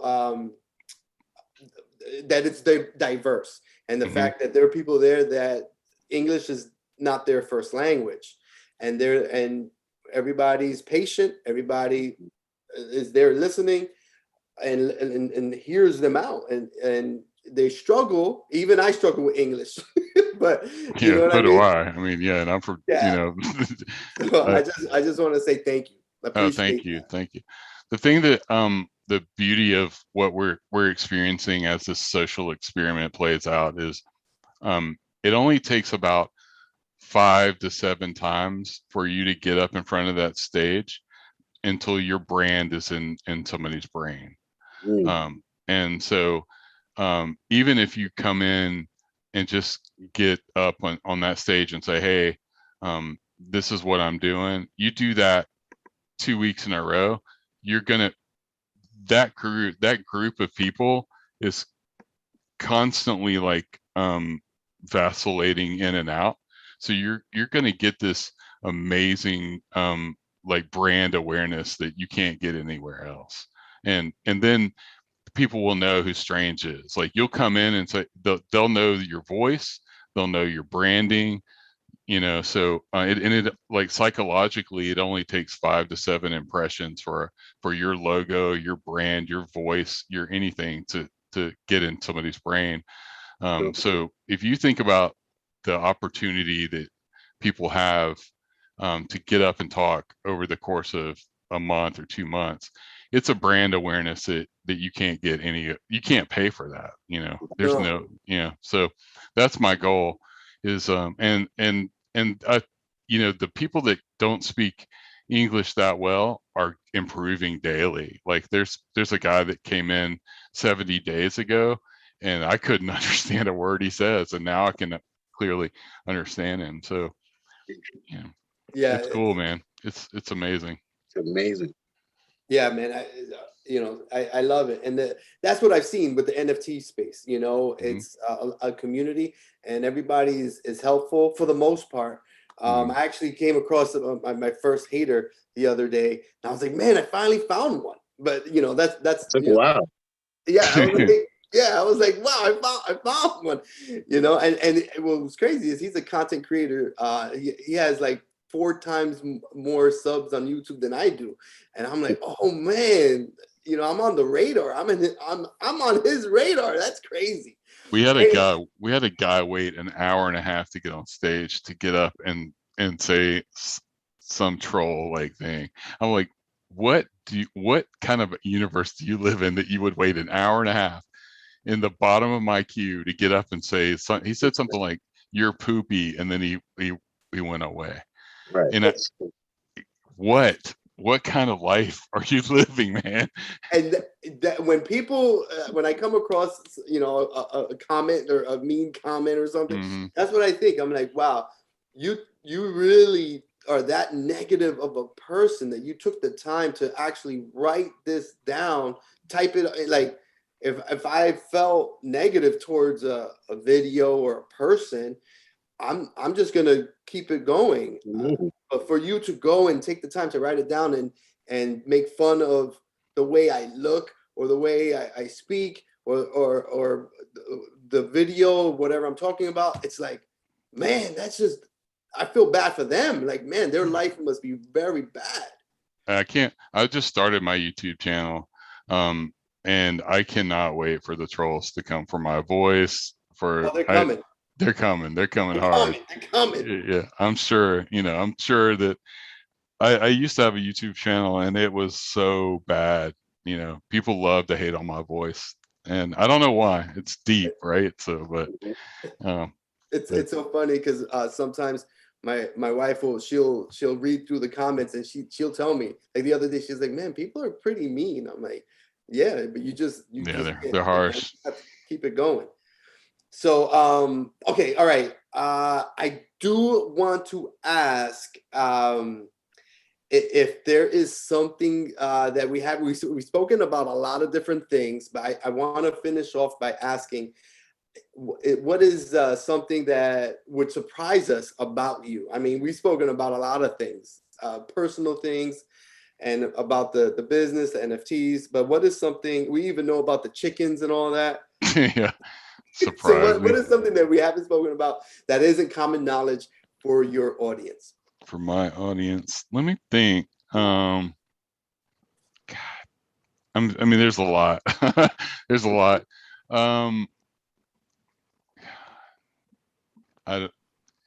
You're gonna have to let me think on that one for a little bit. Okay. All right. Let me ask you about, I don't know if you have tattoos or not. No, but not one. No. Okay. So if you were gonna have a tattoo, what would it be of? A chicken. A chicken. There we go. Yeah. We're going with the chicken. I almost, except for COVID, I almost got a chicken on my wrist on my vacation this summer. But when we were in Florida, and I'm kind of glad I didn't, because I read the review from the tattoo parlor, and they're like, my hand hurts. I think I got infections, and I'm like, maybe I'm glad. Yeah. No, I want to design my own tattoo, but I want it to be really small, and I want it to be this tiny little rooster somewhere. And the thing that I'm worried about tattoos is that I hate looking at something all the time, and I would have to get it in a place where I could see it every now and then, but it wouldn't be something I saw every day. That's what I did. That's what I did. So we got a lot of similarities, man. Yeah. That's funny. Yeah, man. I mean, it's funny. I got a tattoo across my shoulder blade, so I barely see it. Right, you're never gonna see that unless you really go out your way, you know. Yeah, man. Okay, so I'll ask you one more question. Let's see. I'm stalling for you. Yeah. Yeah. All right. So if you had 3 wishes, any 3 wishes. 3 wishes. What would they be? If I had 3 wishes, first of all, that no person would ever have to worry about drinking water ever again. You know, that would be the one thing, because that is literally we live on a ball of water, right? And people can't get something to drink. That would be one. And that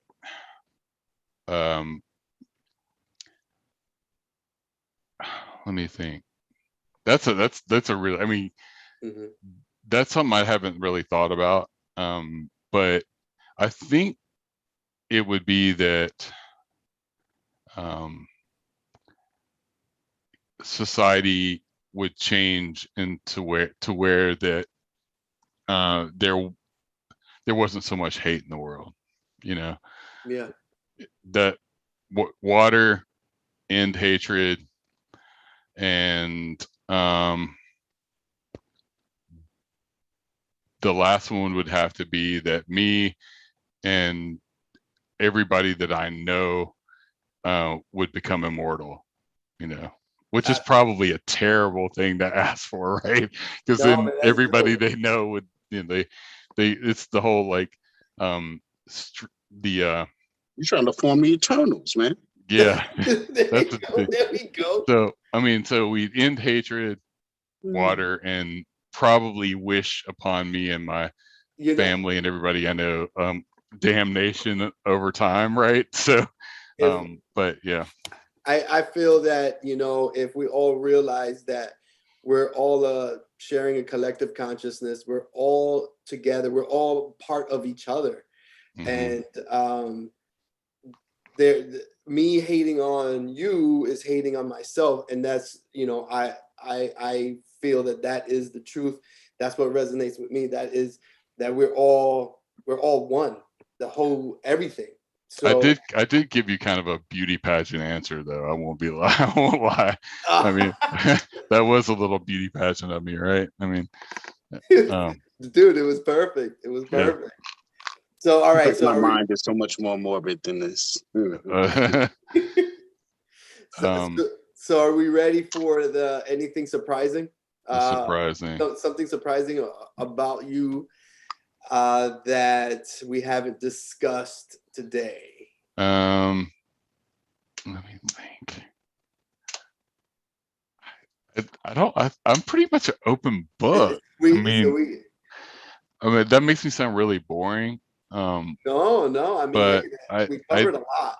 I'm trying to think of like what would surprise you. You guys don't seem like very surprisable dudes, right? I mean, I can't imagine what a maybe a hobby that you have. What's that? A what? A hobby that I have? Yeah. Have you heard who I am? I have every hobby on. Let me see. Oh, okay. I did. Okay, this is pretty interesting. I did go to training to be a survivor. And so I did like I went to, if you know, the Everglades. I went on a survival training in the Everglades, and I thought that I was going to be going on. I was kind of building up to go on something like Naked and Alive or Naked and Afraid or whatever. And so I I did one night in the Everglades, and I was like, no, I don't care. I'm never ever gonna sleep with boa constrictors and pythons and spiders the size of my hands. But and what I really thought, I mean, I had been like in the Everglades camping a long time, but you go without a tent, and there's a lot to be said about the four walls of the tent. You go and try to get on the ground, and you have stuff crawling over you the size of like dish plates, right? My God. I did not last. I did not last. I begged to leave. I was like, please. And but I was like literally probably I had signed up for going on that show. And I had to go for that training, and within the first night of sleeping on the ground, nah, I'm good. Never. You were done. You were like, nah. Yeah. Man, I get it. And I had built up to, this is the thing, I had built up to going out into the woods in Florida. As you know, there's a lot of crazy stuff in the woods in Florida, and sleeping with like swampy rednecks shooting guns near my tent, like straight up. And that didn't bother me, and like people outside my tent hooting and hollering like The Walking Dead. It was crazy. But you get me on the ground and like spiders and all kinds of stuff crawling over me. No, I didn't last. That See, was me, I'm dead in the water with all of those situations right there you're talking about. Bro, man, I feel your pain, man, because look, I grew up in New York City, like the city, you know, no camping really like that. You know, when I got older, I did go camping. But long story short, I had a very, very close friend of mine begged me to go to the Everglades in a group and do that. And they went for 2 or 3 nights. I was like, dude, I'm gonna go, but I'll go for 1 night. I had to drive out to middle of nowhere, canoe for like an hour and a half, and it was an island. Yeah. Anyway, I think I was on that island. I think I know what you're talking about. Man, it was not fun. I did it for 1 night. These guys were getting just like snails. Speaking of snails, so funny. Speaking of snails, getting like snails that they were finding and cooking it on a fire because the food fell in the water. Man, so they man, it was look, I'll never forget that experience. I did it one time because you know I love my friend, but that's it, man. We're even, like, for everything I do, we do. That's it, man. We're even. It was crazy. I'll never do that again. So, well, I wanted to thank you guys for having me on. This has been amazing. And what I wanted to do is I want to give each of you guys a bioluminescence coin, and that there's only 5 of them in existence. And what that will do for you is anytime you join my spaces, you just DM me, and that'll bump you to the top of the Twitter spaces. that's awesome. Yeah. So there's only 5 have been passed out, and they're only gone to people that I think are really going to make a change in the NFT spaces. And so I know that as hard as you're going with these interviews, you're only bound to explode in the scene. So I'm hoping right now. Yeah, man, I appreciate that. So just send me your wallet addresses, and I'll hook you up with those bio coins.